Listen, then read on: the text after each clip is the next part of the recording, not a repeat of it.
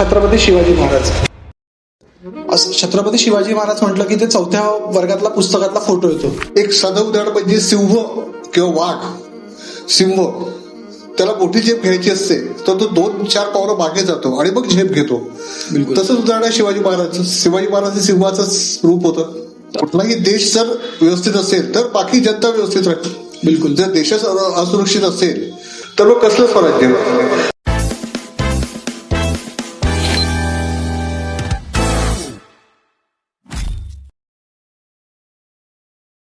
नमस्कार. Talks and times with Chinmay Jainwar आपलं स्वागत आहे. आमच्या नवीन सेटअप सोबत आम्ही आलो आहे. इतिहास फक्त वाचायचा नसतो, तो जिवंत करायचा असतो आणि आपल्या अंगात भिनवायचा असतो. असाच इतिहास जिवंत करून सांगणारे वक्ता आणि गेस्ट आज आमच्याकडे आलेले आहेत. नमस्कार प्रसाद दादा. नमस्कार. कसे आहात? बस छान आहे. जय शिवराय. जय शिवराय. आपला पहिला पॉडकास्ट खूप छान गेला आणि लोकांचे प्रश्न खूप होते आणि आपली ललकारीवाली जी रील होती ती जवळपास 100K वरती सुद्धा गेली. तुम्ही पण पाहिली असेल. तर लोकांचं पहिलं तर मनापासून आभार की त्यांनी एवढा सपोर्ट केला आणि एवढं समोर आपल्याला ते देतात आहे. निश्चितच. माझा आज पहिला प्रश्न असा आहे की महाराज म्हणजे छत्रपती शिवाजी महाराज. छत्रपती शिवाजी महाराज म्हटलं की ते 4थ्या वर्गातला पुस्तकातला फोटो येतो. घोड्यावर महाराज आहे आणि तलवार घेऊन चालले आणि युद्धावर युद्ध होत आहे. अफजल खानाचं पोट फाडलं, शाहिस्ते खानाची बोटे कापली. तर जेवढं आक्रमक व्यक्तिमत्व होतं महाराजांचं, पण त्यांनी तह का बरं केला? त्यांना तह का बरं करावं लागलं? कधी कधी काय होतं की पॉलिटिकली किंवा स्वराज्य वाचवायचं असेल ती वेळ अशी असते की अचानक प्रेशराईज होतं स्वराज्य. जसं बेजाराच्या जयसिंगचं खटला आपण सांगतो, अचानक आपल्याला सगळीकडून प्रेशर येतं आणि आपल्या कुटुंबापेक्षा, व्यक्तींपेक्षा राष्ट्रप्रथम जे आपण म्हणतो, सर्वात आई वडील, कुटुंब, देश, यामध्ये देश सर्वात मोठा आहे. कुठलाही देश जर व्यवस्थित असेल तर बाकी जनता व्यवस्थित राहते. बिलकुल. जर देशच असुरक्षित असेल तर मग कसलं स्वराज्य. म्हणून कधी कधी वाटाघाटी करून डिप्लोमॅसी करावं लागते, ज्याला आपण आजच्या भाषेत आपण म्हणतो की कूटनीती. भारताने कूटनीती बनवली, ही कूटनीती आहे ती. अच्छा. आजच्या काळातली ती कूटनीती आहे, डिप्लोमॅसी. किंवा मी 2 पावलं मागे येतो, तुम्ही या समोर, तुम्हीच मोठे. आणि मग आपल्याला जेव्हा चढाई करायची असते तेव्हा आपण एक साधं उदाहरण म्हणजे सिंह किंवा वाघ. सिंह त्याला मोठी झेप घ्यायची असते तर तो 2-4 पावलं मागे जातो आणि मग झेप घेतो. तसंच उदाहरण आहे शिवाजी महाराज हे सिंहाचंच रूप होतं. तर म्हणजे आता हा पुरंदरचा तह जो झाला होता, याच्यामध्ये पुरंदर किल्ला लढवला होता माझ्यामध्ये मुरारबाजी देशपांडे. तर मुरारबाजी देशपांडे आणि छत्रपती शिवाजी महाराज यांची भेट, यांची ओळख, किंवा आता मुरारबाजींनी तर त्यांचे प्राण दिलं, म्हणजे तो पुरंदरचा किल्ला लढवला आणि शेवटी मग जो प्रसंग आहे त्यांनी प्राण दिला त्यांचा. तर अशी माणसं शिवाजी महाराजांनी जोडले कसे त्यांच्या स्वराज्यासाठी? कशी त्यांची ती पिढी तयार झाली? आणि असं एक नाहीये उदाहरण, जसं बाजीप्रभू देशपांडे आहे, मुरारबाजी आहे, नंतर तानाजी मालसुरे आहे. तर आज आपण मुरारबाजींबद्दल थोडंसं म्हणजे सुरुवात त्यांची आणि महाराजांची भेट आणि मग ते स्वराज्याच्या कामासाठी काम करू लागले वगैरे. तुम्हाला जास्त माहित असेल कारण की तुम्ही अभ्यास करता. आम्हाला तर म्हणजे आम्ही जे युट्यूब आणि इकडे पाहत होते तेच माहित आहे. खरं सांगायचं तर चंद्रराव मोरे ह्या जावळीचा सरदार. चंद्रराव मोरे. ठीक आहे. आदिलशाहीचा एक नोकर, एक सरदार म्हणा. जावळी हा परिसर त्यांचा होता. जे प्रतापगड वगैरे त्याच्या आजूबाजूचा जो भाग आहे, म्हणजे महाबळेश्वर, पाचगडी, वाई हा अफजल खानाचा, त्याच्या पलीकडचा चंद्रराव मोरे हा एक अफजल खानाचाच ठेवलेला सरदार. ओके. प्रतापगड आणि बाकीचा जो भाग आहे तो चंद्रराव मोरेकडून, जावळी हा भाग महाराजांनी जिंकून घेतला युद्ध करून. चंद्रराव मोरे हा स्वराज्याचा विरुद्ध काम करायचा. अच्छा. ते राजांकडून नाही, म्हणजे त्यांनी राजांना त्यांनी कायम विरोध केला. चंद्रराव मोरे, खंडोजी खोपडे हे जे काही नावं आहेत इतिहासात यांनी कायम विरोध केला आहे. स्वराज्य निर्मितीला त्यांनी बांध घातलेला आहे, नेहमीच प्रचंड विरोध केलेला आहे. तर अशा चंद्रराव मोरेकडून जावळी भाग हा महाराजांनी जिंकून घेतला. ठीक आहे. चंद्रराव मोरेचा एक सरदार होता, अतिशय शूर, त्याचं नाव मुरारबाजी देशपांडे. ठीक आहे. जिंकून घेतल्यानंतर महाराजांची त्यांची भेट झाली. म्हणजे महाराजांनी त्यांची भेट घेतल्यानंतर मुरारजी देशपांडेंनी एकदम रिस्पॉन्स दिला नव्हता. त्याला वाटलं की माझ्या धनाला तुम्ही पराभूत केलं. तर महाराज त्यांना म्हटलं की आपल्यासारखा शूर माणूस स्वराज्यात सामील झाला तर आम्हाला आनंद होईल, आपण विचार करावा. बिलकुल. त्यांनी काहीतरी 1-2 दिवस विचार केला, कारण राज्य तर त्यांचं गेलंच होतं, पण त्याला वाटलं की छत्रपती शिवाजी महाराज, त्यावेळेला महाराज छत्रपती नव्हते, शिवाजी महाराज जेव्हा काही म्हणतात आहे आपल्याला किंवा स्वराज्यात सामील व्हा, त्याला ती थोडा साक्षात्कार झाला की बा महाराजचं ऐकावं, महाराज काहीतरी चांगलं म्हणतात आहे आणि आपल्या हातून चांगलं काही कार्य घडायचं आहे स्वराज्यासाठी, हिंदवी स्वराज्यासाठी, म्हणून ते महाराजच्या पदरी आले. बिलकुल. त्यानंतर काय घडलं की आपण आता पुरंदरचा एपिसोड सुरू करूया. बिलकुल. म्हणजे डिटेल्स कळतील. ऍक्च्युअली पन्हाळगडचा वेढा, त्याच्यातून महाराज सुखरूप निसटले. बिलकुल. त्याच्यानंतर लाल महालात येऊन महाराजांनी शाळेस्थकांचे पोटं छाटले. लाल महाल म्हणजे पुण्याला, जो शनिवारवाड्याच्या बाजूला आहे, तिथे महाराजांचं बालपण गेलं. तिथून महाराजांनी राजकारणाची सुरुवात केली होती. तर तिथे शाहिस्तेखानाचे बोट, जो म्हणजे औरंगजेबाचा मामा होता, त्याचे बोट कापले. तो आला होता 1.25 लाख फौजेसह. 1 ते 1.25 लाख फौज होती. महाराजांनी ते सगळ्याला तो एपिसोड माहिती आहे. आणि होतं काय की ते बोटं छाटल्यानंतर औरंगजेब खवळून गेला. औरंगजेबाला वाटलं काय करायचं आता, ते दख्खन का चुहा म्हणायचे त्याला. औरंगजेब महाराज दख्खन का चुहा म्हणायचा. अच्छा. त्याच्यावर चुहा होता, पण महाराज त्याचा बाप होते असं सगळ्यालाच माहिती आहे. त्याच्याविषयी चुहा, महाराज त्याचे बाप, महाराज सगळ्यांचेच बाप होते, मोगलांचे, आदिलशहाचे, निजामशाहाचे.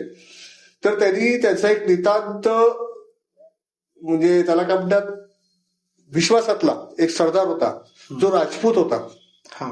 मिर्झा राजे जयसिंग. मिर्झा राजे जयसिंग राजपूत होते, राजस्थानचे, पण ते चाकरी करायचे औरंगजेबाची. बिलकुल.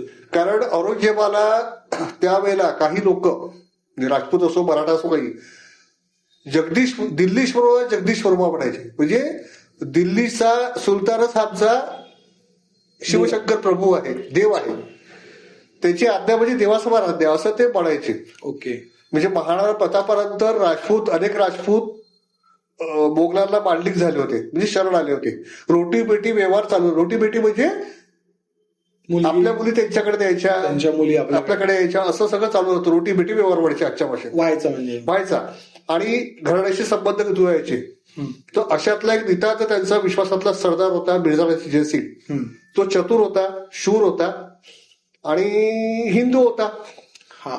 तर डिप्लोमॅसी औरंगजेब जे अत्यंत क्रूर आणि कपटी, तरी मिर्झाराजाला सांगितलं की तुम्ही दख्खनेत जा, 60,000ची फौज घेऊन तात्काळ जा.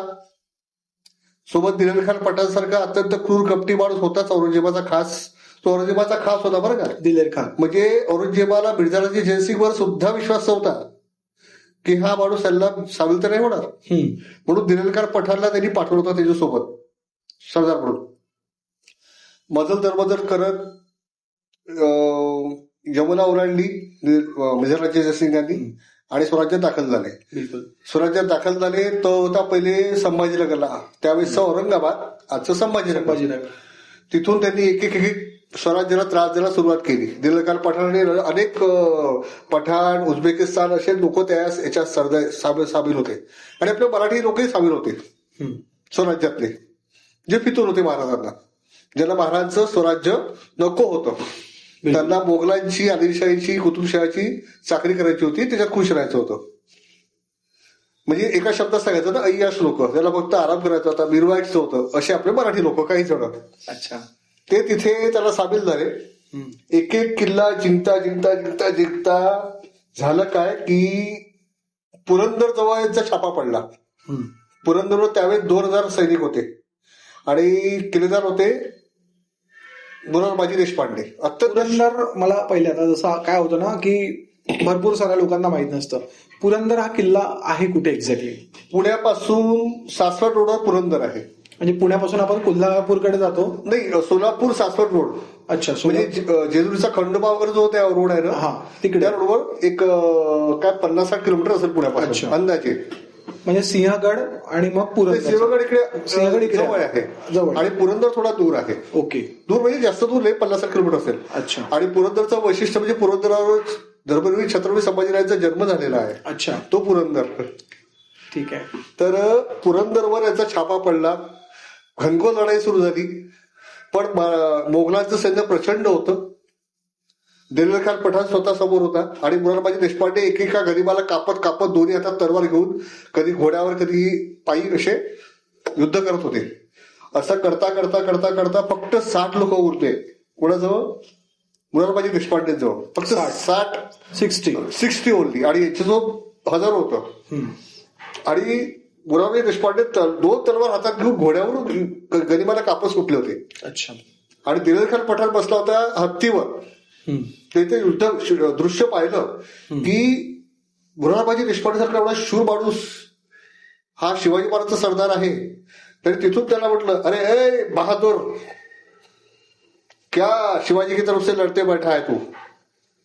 आलमगीर के पास आ जाओ, धन दौलत मिलेगी, रुतबा मिलेगा, जमीन मिलेगी, बोल तेरे को क्या चाहिए? दिलेर खान पठाण म्हणता, सॉरी मुरारबाजी देशपांडे म्हणता, अरे ओ दिलेर खान पठाण, तू तुझ्या आलमगीरावर, तू तुझ्या जमीन जुमल्यावर डायरेक्ट माझा राग, हा डायरेक्ट म्हणजे दोघांचं दुरून चालूच आहे. म्हणजे हा दिलेर खान पठाण हत्तीवर बसलेला आहे आणि मुरारबाजी देशपांडे घोड्यावर युद्ध करत आहे. त्याचा तो पराक्रम पाहून दिलेर खान सुद्धा चकित झाला होता. इतका शूर योद्धा आपल्याच्यात पाहिजे. अरे बोले तुझे तो मैं अच्छी नौकरी दे दूंगा आलमगीर के पास दरबार में, तू आजा, क्या इनाम होता तू बोल, तू तुझ्या इनामावर, तू तुझ्या याच्यावर. आणि प्रचंड वेगाने अजून युद्ध करायला सुरुवात झाली. आणि आपले सैनिक कापले जात होते म्हणजे मोगलांचे. आणि मुरारबाजी देशपांडे सैनिक खटाखट कापत होते. 2 हातात तलवारी घोड्यावरून प्रचंड युद्ध चालू होतं. त्यांनी पाहिला हा माणूस आपल्याच्या तयाला मारलंच पाहिजे. तर त्यांनी धनुष्यबाणाने हत्तीवरून नेम धरला आणि बाण सोडला. मुरारबाजी एवढे बेधुंद होऊन युद्ध करत होते की त्यांचं त्याच्याकडे लक्ष होतं. आणि तो बाण डायरेक्ट त्यांच्या कंठात घुसला. मुरारबाजी देशपांडेच्या कंठात घुसल्यामुळे तात्काळ मृत्यू झाला घोड्यावरून पडून. मुरारबाजी पडले. एक जे काय म्हणतात त्याला, पुरंदरचा खंदकच म्हणजे काय म्हणतात त्याला, पिलर, बुरुज कोसळला पूर्ण आणि पुरंदर पडला. महाराज त्यांचे शामेत होते. तह चालू होता. पुरंदर पडल्यामुळे महाराज एकदम म्हणजे माझी शक्तीच कमी झाली. आणि मग दिलेर खान पठाण वरती जाऊन त्यांनी पुरंदर घेतला. सगळ्या गोष्टी झाल्या. महाराज दुःख झालं. आणि जो शामियाना होता पुरंदरच्या पायथ्याशी, त्या शामियानातून महाराजांना जवळपास युद्ध दिसत होतं. अच्छा. आणि महाराज विनवणी करत होती, युद्ध थांबवा, पण ते थांबलं नाही. मग शेवटी महाराजांना बातमी कळली की मुरारबाजी गेले, मुरारबाजी पडले, खर्ची पडले स्वराज्यासाठी. मग महाराजांनी मिर्झाच्या सिंगांना विनंती केली की मिर्झाजी युद्ध थांबवावं, आपण तह करूया. तोपर्यंत तहाच्या बोलणी सुरूच होत्या. कारण स्वराज्यावर हे मोठं संकट आलं होतं. तिथे तहाशिवाय आपल्याला पर्याय नव्हता. अच्छा. स्ट्रॅटेजिकली ज्याला आपण कूटनीती म्हणतो, ही कूटनीती आजच्या भाषेत आपण पेपरमध्ये वाचतो, याच्यात वाचतो की कूटनीतीने भारतने ऐसा किया वैसा किया, ही त्यावेळी कूटनीती आहे. अच्छा. म्हणजे माघार घेतली असं नाही म्हणतात, तात्कालिक माघार होती ती. अच्छा. म्हणजे परमनंट माघार होते, तात्कालिक माघार घ्यायची आणि मग परत आपलं युद्ध सुरू. आता आपलं ऑपरेशन सिंदूर मध्ये सीज फायर आहे तसंच. म्हणजे पाकिस्तानी जर काही केलं पुढे तर आपण केव्हाही युद्ध सुरू करू शकतो. युद्ध म्हणजे ऑपरेशन सुरू करू शकतो. तशी जी माघार होती ती तात्कालिक राष्ट्र निर्मिती करता, राष्ट्र वाचवण्याकरता ती आवश्यक होती. काय ठरलं होतं त्याच्यामध्ये ठरलं होतं की 23 किल्ले महाराजांच्या याच्यातले आणि 4 लाख होल म्हणजे रुपये आता काळातला 4 लाखाचा होण्याचा शेतसारा म्हणजे मुलूक औरंगजेबाला द्यायचा. 23 किल्ले 4 लाखाचा होण्याचा मुलूक औरंगजेबाला दिला जाईल. आणि फक्त 1 लाख होन आणि किती 18 किल्ले महाराजांकडे राहतील. अच्छा. म्हणजे मेन महाराजांचा पाठ गेला होता औरंगजेबाकडे. तो पुरंदरचा तह झाला. महाराजांनी नायजादाने केला होता. 23 किल्ले दिले. आणि दुसरी अट होती की शंभूराजांना 50,000 मनसबदारी घेऊन दिल्लीला पाठवायचं. म्हणजे आग्राला दिल्लीला. पण महाराज जे शंभूराजे ते फक्त 8 वर्षाचे होते. पुरंदर तह झाला तेव्हा 8 वर्षाचे होते. शंभूराजे फक्त 8 वर्षाचे होते. तर ते अल्पवीर असल्यामुळे म्हणजे त्या काळात ते अल्पवीरच होते. तर त्यांच्याऐवजी नेताजी पालकर, नेताजी नाही त्यांचं नेतूजी आहे, नेतूजी पालकरांना औरंगजेबाचा विश्वस्त म्हणून तिथे सरदार म्हणून निवडण्यात आलं होतं. अच्छा. ते शंभूराजांसोबत जातील. आता नेतोजी पालकरांची पण गोष्ट आहे की ते त्यांनी पहिले ते कन्वर्ट झाले होते, मुसलमान झाले आणि मग वापस आल्यावर महाराजांनी त्यांना परत म्हणजे धर्मात आजच्या वापस- भाषेत घरवापसी केली होती महाराज तात्कालिक, पूर्ण विधिवत वैदिक पद्धतीने केली होती. अच्छा. नेतोजी पालकरांना जबरदस्तीने मुस्लिम धर्म स्वीकारावा लागला. हम्म. कसं होतं, धर्म स्वीकारतो की कापू, आणि स्वराज्यासाठी नेतोजी पालकरांना प्राण गमवावेची गरज नव्हती. नेतोजी पालकर हे प्रत्येक शिवाजी म्हणून ओळखले जायचे. हा. नेतोजी पालकर मोठे सरदार होते, प्रचंड शूर होते, अच्छा. पण तो प्रसंग असा होता की त्याला माघार म्हणजे माघार घ्यायला तह करायचा आहे बस. म्हणजे मरणापेक्षा काही तात्कालिक परिस्थिती स्वीकारायची आणि मग परत वापस यायचं. हम्म. ती तात्कालिक परिस्थिती अशी असते की तिथे महाराजांना सुद्धा कधी माघार घ्यावी लागली होती, पण ते स्ट्रॅटेजिकली आवश्यक होतं राष्ट्रनिर्मिती करता. म्हणून नेतोजी पालकरांनी स्वीकारला, मोहम्मद खुली खास झाले आणि मग परत महाराजांनी घरवापसी जेव्हा आले जिवंत, तेव्हा त्यांनी घरवापसी वैदिक पद्धतीने केली होती. पुढे काय झालं मग? आग्र्याला गेले महाराज आणि शंभूराजे आग्र्याला गेले. नाही, त्याच्या आधी शंभूराजांना छावणी पाठवण्यात आलं बिजाराजांच्या, आणि मग तह झाला. आणि मग अजून एक अट होती, 23 किल्ले दिलेच, 4 लाख होण्याचा मुलूक दिला. महाराजांकडे पण 1 लाख होत झाले आणि काही किल्ले राहिले. एवढं झालं तरी त्यांनी बिजाराजांनी एक अट घातली की त्यावेळेला म्हणजे तिथे सांगत मी 12 मे 1666 रोजी आग्र्याला औरंगजेबाचा 50वा वाढदिवस होता आणि तो मोठ्या प्रमाणात साजरा करणार होता. अच्छा. कारण औरंगजेबाचा बाप शहाजहान हा काही दिवसापूर्वीच मेला होता. म्हणजे यांनी कैदेत मारलंच होतं, त्याला कैदेत टाकून दिलं होतं. आणि ते औरंगजेबाचे सगळे प्रकार माहितीच आहे आपल्याला.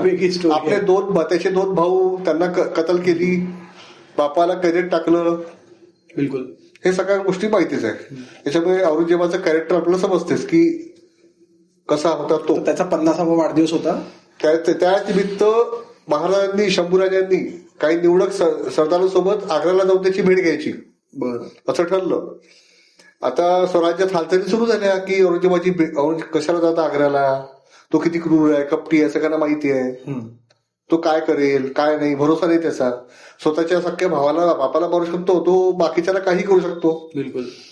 पण महाराजांच्या दृष्टीने देश प्रथम, राष्ट्र प्रथम.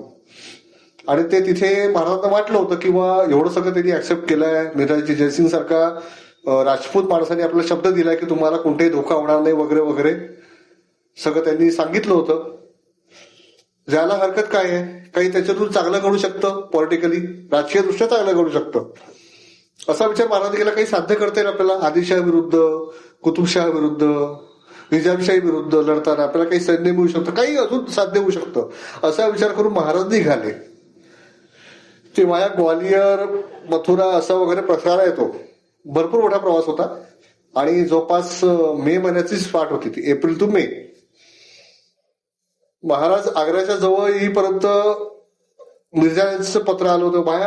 महाराज व्हाया संभाजीनगर गेले होते. असा तो संभाजीनगर, बराणपूर वगैरे जो भाग आहे, ग्वालियर वगैरे, तिथून ते महाराज आग्र्याला गेले. महाराज जवळपास 350-400 लोक होते. उंट होते, हत्ती होते महाराजांचे, घोडे होते, आणि महाराज पालखीत हत्तीवर असे बसायचे. मजल दरवाजा करत महाराज आग्र्याजवळ पोहोचले. आग्र्याजवळ पोहोचेपर्यंत औरंगजेबाचे पत्र क्या पाहो, आपका स्वागत आहे, तोपर्यंत त्याला सरदारासारखी, म्हणजे एखाद्या राजपुत्रासारखी वागणूक, गोडी गुलाबी आप आइये, त्याची व्यवस्था सगळं झालं. जसे आग्र्याला सीमेवर पोहोचले तसा त्यांचा अपमान सुरू झाला. ही औरंगजेबाची स्ट्रॅटेजी होतीच. महाराजच्या लक्षात नंतर आलं की फसगत झालेली आहे. तिथे महाराजांचं स्वागत करायला एखादा मोठा सरदार पाठवायला पाहिजे होता. महाराजांचं स्वागत फक्त एका मुनीमाला, रामसिंग म्हणजे बिजाराजी जयसिंगाचा मुलगा, ज्याच्या भरोशावर महाराजांना पाठवलं होतं बिजाराजींनी, जो महाराजांची व्यवस्था करणार होता तिथे आग्र्याला, तो एक 50,000 सरदार होता औरंगजेबाचा. त्याचा मुनीमाला एका धर्मशाळेत त्यांची व्यवस्था केली. तिथे राहिले महाराज. 12 मे 1666 औरंगजेबाच्या दरबार 2 होणार होते, एक दिवाणे आम आणि दिवाणे खास मध्ये. तर दिवाणे खास मध्ये बहुतेक महाराजांची भेट होणार होती पहिले, असं इतिहास सांगतो. दिवाणे आम नंतर झाला. त्याचे दिवाणे आम आग्र्याच्या किल्ल्यात तुम्ही बघितलं असेल, मी स्वतः बघितलंय 2दा. दिवाणे आम आणि दिवाणे खास असे ते 2 प्रकार आहे. अच्छा. दरबार भरतात तिथे. असा वरती औरंगजेब बसतो हे घालून विरासनामध्ये आणि पूर्ण सरदार असे बसतात. ते उभे राहतात, बसत नाहीत, सॉरी उभे राहतात. ते हात असा करून आणि खिशातला रुमाल, त्याच्या अंगरख्यातला रुमाल काढायचा आणि काही बोलायचं असेल औरंगजेबाशी, औरंगजेब तिथे बसलाय आलमगीर, असं नाकाला रुमाल लावायचा आणि खाली पाहायचं, आस्ते कदम नजरबंद कदम, आणि मग बोलायचं हुजूर. ही त्यांची पद्धत. आणि आपली पद्धत महाराजांची मुजरा करायचा. मुजरा राज असा आहे. आपण महाराजांना डोळ्यात डोळे भरून पाहतो. त्यांचं आस्ते कदम नजरबंद कदम, नाकाला रुमाल लावून, ही पद्धत. जाऊ दे. तर असो महाराज आग्र्याला पोहोचले, रामसिंग. आणि अजून एक औरंगजेबाने कूटनीती केली होती. औरंगजेब इतका क्रूर आणि कपटी होता, म्हणजे हरामीच होता एका बाबतीत. त्यांनी अशी व्यवस्था केली की ज्या दिवशी महाराजांची भेट होणार होती 12 मे 1666 सकाळी 10 ते 11ची वेळ असेल, 10 ते 12 11 काही वेळ असेल, प्रचंड ऊन. UP side, Agra side, Rajasthan side ऊन प्रचंड राहतं. मे महिन्यात तर सगळीकडेच ऊन राहतं. आपल्या यावेळेसही होतच, कमी जास्त प्रमाण असेल. बिलकुल. महाराज आले, त्यांना रिसिव्ह करायला, त्याला रिसिव्ह करता येऊ नये म्हणून रामसिंगाला गस्तीवर पाठवलं महालाच्या. अच्छा. रामसिंग 11 वाजेपर्यंत तिथे अटकून होता. रामसिंगाची मन असं सैगर होत होतं की महाराज आले, आपल्या वडिलांनी त्याची व्यवस्था पाहायला लावली आहे महाराजांची, आणि आपण इथे अडकून करतोय. महाराज रामसिंगाला ते समजलं असेल की औरंगजेबाने जाणीवपूर्वक केलेलं आहे. पण करता काय, आलमगिरासमोर काहीच बोलू शकत नाही. तो दिल्लीश्वरवा जगदीश्वरवा होता यांच्यासाठी. त्याचा मुनीम आला, त्याने रिसिव्ह केलं, आणि मग रामसिंग आला त्या दिवाणे आमच्या समोर. आणि महाराज शंभूराजे, आणि फक्त दोघांनाच पाठवण्यात गेलं दरबारामध्ये. बाकी माणसाला तिथे समोर ठेवण्यात आलं बाहेर. म्हणजे बाकी म्हणजे जे अंगरक्षक वगैरे कोणीच नाही. आणि सगळे चपलाजोडे काढायचे. समोर दिवाणे आम होता, त्यांची भेट दिवाणे खास मध्ये नाही झाली, कारण दिवाणे खास मधून निघून गेला होता. दिवाणे आम मध्ये त्यांची भेट झाली आहे. बरं. तर दिवाणे आम मध्ये हाजीर केलं गेलं महाराजांना. रामसिंग होता. आणि मजा काय झाली की सगळे चपलाजोडे काढायला लावतात, हे करतात. महाराजांनी मुजरा केला एक राजा म्हणून. महाराजही राजेच होते, पण आपण औरंगजेबाच्या दरबारात आहे, मुजरा केला. जास्त काही केलं नाही. महाराज आधी संतावून गेले होते की हे अशी वागणूक म्हणजे हेही पडतं सरदार म्हणजे राजपुत्रासारखी आणि आराधर लोकांसारखी, हे मुद्दाम केलं होतं. बिलकुल. पण महाराजांना काही गोष्टी साध्य करून घ्यायच्या होत्या असं वाटत होतं की महाराज की हा काहीतरी साध्य करून घेईल, पण ती महाराजांची कल्पनाच निघाली. त्याच्यानंतर दरबारात आले, त्यांनी भेटवस्तू दिली औरंगजेबाला. एक प्रथा असते, एक राजा दुसरा राजा की एक सरदार दुसऱ्या सरदाराला. शंभूराजे होते, आणि त्यांनी भेटवस्तू हात लावून स्वीकारल्या. सगळं ते हात लावायची पद्धत होती त्यावेळेस. तसा हात लावला की जातं, असं समोर करायचं. ताट किंवा जे काही जडजवाहीर असेल, कपडे असतील. त्यांनी रामसिंगाला म्हटलं याची व्यवस्था 2000 मनसबदाराच्या मागे करा. अच्छा. पहिले 10,000, 8,000, 6,000, 5,000 मनसबदार, 2,000ची मनसबदाराच्या मागे महाराजांची व्यवस्था. महाराज संतापले, हे काय आहे का. त्यांच्यासमोर जो 50,000 मनसबदार होता जसवंत सिंग, तो मराठ्यांकडून मार खाऊन गेलेला होता. पाठीवर मार खाल्ला होता त्यांनी. अच्छा. इतका तो फित्रा राजपूत, तो मराठ्यांकडून दख्खनमध्ये मार खाऊन पळून गेलेला होता. प्रचंड सैन्य असूनही ते जसवंत सिंगाच्या मागे महाराजांची व्यवस्था केली उभं राहण्याची. महाराज संतापले, कारण पदोपदी अपमान झालेला होता. बिलकुल साहजिक आहे, कोणी माणूस संतापेल, कारण महाराज हे राजे होते. भली त्यांचा राज्याभिषेक झाला होता तेव्हा. महाराज दख्खनचे राजेच होते ना. अफजल खानासारख्याला उडवलं, शाहिस्तेखानाला उडवलंच होतं जवळपास, पण तो चुकून वाचला पोटामुळे, त्याचा तो उडलाच होता. बिलकुल. भर दरबार पाहत होता. रामसिंगाला म्हणाले क्या है हमारे, थोड्या मोठ्या आवाजात बोलले महाराज. जसवंत सिंह सॉरी राम सिंह, ये क्या है हमारे सामने, ये जसवंत सिंह जिन्होंने मराठों के वार पीठ पर कहा है, छाती पर नहीं, इनके पीछे हमें खड़ा रखा है. औरंगजेबाचं लक्ष गेलं. औरंगजेबाला माहित होतं हे मुद्दाम करतोय आपण. तो काड्या लावत होता, आजच्या भाषेत काड्या. काडी लावायची, समोरच्याला पेटवायचं आणि मग त्याला मारायचं, हा त्याचा उद्देश नाही त्यातली. हा स्ट्रॅटेजी होती ती. कारण एरिया तसा होता. बाळा दख्खन सोडून एवढ्या शेकडो मैलावर आले होते. त्याच्यानंतर रामसिंगाला विचारत त्यांनी क्यों क्या हुआ, इसके तेवर क्यों चढे है, सिवा के तेवर क्यों चढे है, त्यांनी शांतपणे विचारलं. तो बाहेर चतुर होता, लबाड कोल्हाच होता तो. सद्दी मुसद्दी नाही पडत त्याला, लबाड कोल्हा. मुसद्दी वेगळं, आजच्या भाषेत मुसद्दी वेगळं, लबाड कोल्हा होता तो. ठीक आहे. आणि रामसिंगाने म्हटलं हुजूर शिवाजी थोड़े से दरबारी रिवाज जानते नहीं है, मैं समझाता हूं उनको. हा समजाव. उसको खिल्लत देतो. खिल्लत म्हणजे भेटवस्तू, त्यांच्या भाषेत खिल्लत, त्या पर्शियन किंवा अफगाणी भाषेत किंवा उर्दू भाषेत. आता सगळ्याला खिल्लत देणं चालू होतं. औरंगजेबाचा दरबार म्हणजे वाढदिवस होता, त्याच्यामुळे सगळ्याला खिल्लत देणं चालू होतं. याला खिल्लत देऊन टाका. एक तुच्छ भावलेली त्यांना असं म्हटलं खिल्लत देतो असे खिल्लत. महाराजच्या समोर ताट आले, शंभूराजे महाराजांच्या समोर. शंभूराजे छोटे होते, 9 वर्षाचे. म्हणजे तह झाला तेव्हा जवळपास 8.5 वर्षाचे होते, आता 9 वर्षाचे झाले होते, छोटेच होते शंभूराजे. शंभूराजे पूर्ण बघून आले प्रकार, मोगली दरबार, मोगली रिवाज. महाराजांनी तडकन त्या ताट भिरकावून लावलं. भर दरबारात सगळे सरदार, ज्या बायका पडद्यात बसल्या होत्या त्यांच्या बेगमा सगळ्या पाहत होत्या. सगळे हादरून गेले काय चालू आहे म्हणून, आणि जोरात ओरडले, तुम देखा तुम्हारा पातशाह देखा, तुम्हारा बाप देखा, तुम्हारा पूरा खानदान देखा, तुम्हारा दरबार देखा, मग कोण होऊ. त्या राजस्थानी आणि त्या हिंदी भाषेत त्या राजस्थानच्या ते कळले त्यावेळेसच्या ब्रिज भाषेत. ब्रिज भाषाही बोलू शकतो. राजस्थानी भाषा होती, थोडी टच होता तो राजस्थान. आणि त्यावेळेस युपी मध्ये राजस्थान नव्हतं, ते राजस्थानमध्ये होतं, आग्रा जवळपास. आता युपी मध्ये आहे तो, मधला पट्टा एक राजस्थानमध्ये मध्येच येतो आहे. तर असे वाक्य म्हटल्यावर औरंगजेब खवायला. औरंगजेबाला राग आला होता, पण काही करू काय शकत नव्हता, कारण दरबारात बसलोय आपण. भर दरबार त्याला जर खतम केलं तर पूर्ण जे बाकी इंग्रज, डच, फ्रेंच हे सगळे पावडे, जे विदेशी पावडे होते बाकीचे होते, आणि काही राजपूत सुद्धा होते, थोडेफार हिंदुत्व जागृत असताना, पण मजबुरीमुळे महाराजांच्या सेवेत, म्हणजे सॉरी औरंगजेबाच्या सेवेत ते खवळतील. बाहेर संदेश वेगळा जाईल, करायचं काय. मग रामसिंगाला बोलवलं औरंगजेबाने. रामसिंगाला सांगितलं, यांना तुमच्या छावडी घेऊन जा, त्याला शांत कर, काय भेटवस्तू वगैरे दे, त्यांना शांत कर, बाद में देखते इसको. त्यांनी मला तेच म्हटलं असेल, इसको बाद में देखेंगे.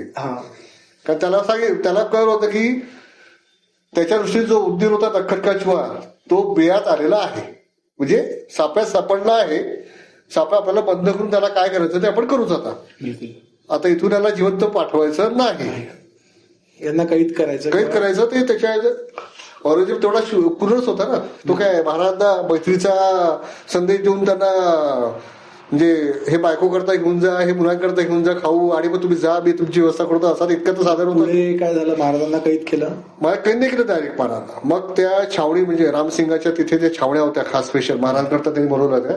छावणीत शंभूराजे आणि सगळे गेले, त्यांचे हत्ती घोडे सगळे सेटल झाले, त्यांना जेवण खावण. मग रामसिंग संध्याकाळी परत रामसिंग जाऊन भेटला. महाराज थोडे शांत झाले होते, थोडेफार. मग महाराज म्हणाले, नाही मला जरा जास्त राग आला होता, त्यांची व्यवस्था पाहून वगैरे सगळं ते झालं एपिसोड. मग त्याच रात्री आणि सकाळी परत औरंगजेबाचा वजीर जसवंत सिंग आणि औरंगजेबाची बहीण म्हणजे कोण, जिचा नवरा लाल किल्ल्यामध्ये त्याचे बोट छाटले होते, शाहिस्ता खान, त्याला पाठवलं होतं तिकडे इराणच्या मोहिमेवर, बेंगालला. त्याची ती बायको म्हणजे औरंगजेबाची बहीण यांनी औरंगजेबाच्या कात भरणं सुरू केलं. एक साधा जमीनदार आहे तो दख्खनचा, एक साधा जमीनदार है वो, उससे भरे दरबार में आपका सरियाम अपमान किया, आप कैसे सह लिया, वगैरे वगैरे वगैरे. औरंगजेब सगळं ऐकून घेतलं, त्यांना काहीही उत्तर दिलं नाही त्यावेळेला. मग औरंगजेबाने एक पाच आव्हानं सुरू केलं आग्र्याला. पहिले यांचं फिरण्यावर वॉच ठेवत गेला. हळूहळू आपले जे सैनिक होते त्यांच्या याच्यापाशी घेराव घालणं सुरू केलं, म्हणजे डायरेक्ट पुरस्कार नव्हता, गुप्तहेर. महाराज 350-400 लोक होते, हत्ती होते, उंट होते, घोडे होते, सगळा लवाजमा घेऊनच आले होते महाराज. एवढा लांबचा प्रवास. त्याच्यानंतर महाराजांना बातमी समजली की आता औरंगजेब आपला काहीतरी प्रॉब्लेम करणार आहे 100%. हे गुप्तहेर खाता होतच बहिणी नाही, सगळे तिथेच होते. कवींद्र परमानंद तिच्यासोबत होते. यांनी शिवभारत लिहिलाय. कवींद्र परमानंद एवढा मोठा व्यक्ती, कवींद्र परमानंद नेवासकर हे त्यांच्या सोबत होते, त्यांनी हे सगळं लिहून ठेवलं आहे. त्यानंतर महाराजांनी तिथे कर्ज घेतलं रामसिंगकडून 66,000 रुपये. आणि त्यांच्या माणसांनी, जे माणसं होते सरदार, त्यांनी तिथल्या व्यापाऱ्यांकडून कर्ज घेतलं, त्यांना हुंडी लिहून दिली. ती हुंडी महाराष्ट्रात पूर्ण होत होती. हुंडी म्हणजे कर्ज, एक करारनामा, किंवा मी एवढं कर्ज घेतलंय हा यांच्याकडून फेडून देणार आहे. त्या हुंडीचं कर्ज घेऊन त्यांची ते काही कॅश घेतली, भेटवस्तू घेतल्या आग्राच्या बाजारामधून, आणि वजिराकडे गेले औरंगजेबाचा. आता वजिरांनी औरंगजेबाचा, आपला अफजल खान आणि शाहिस्ते खानचा एपिसोड माहित होता. तो घाबरला पहिले, त्यांनी भेट नाकारली.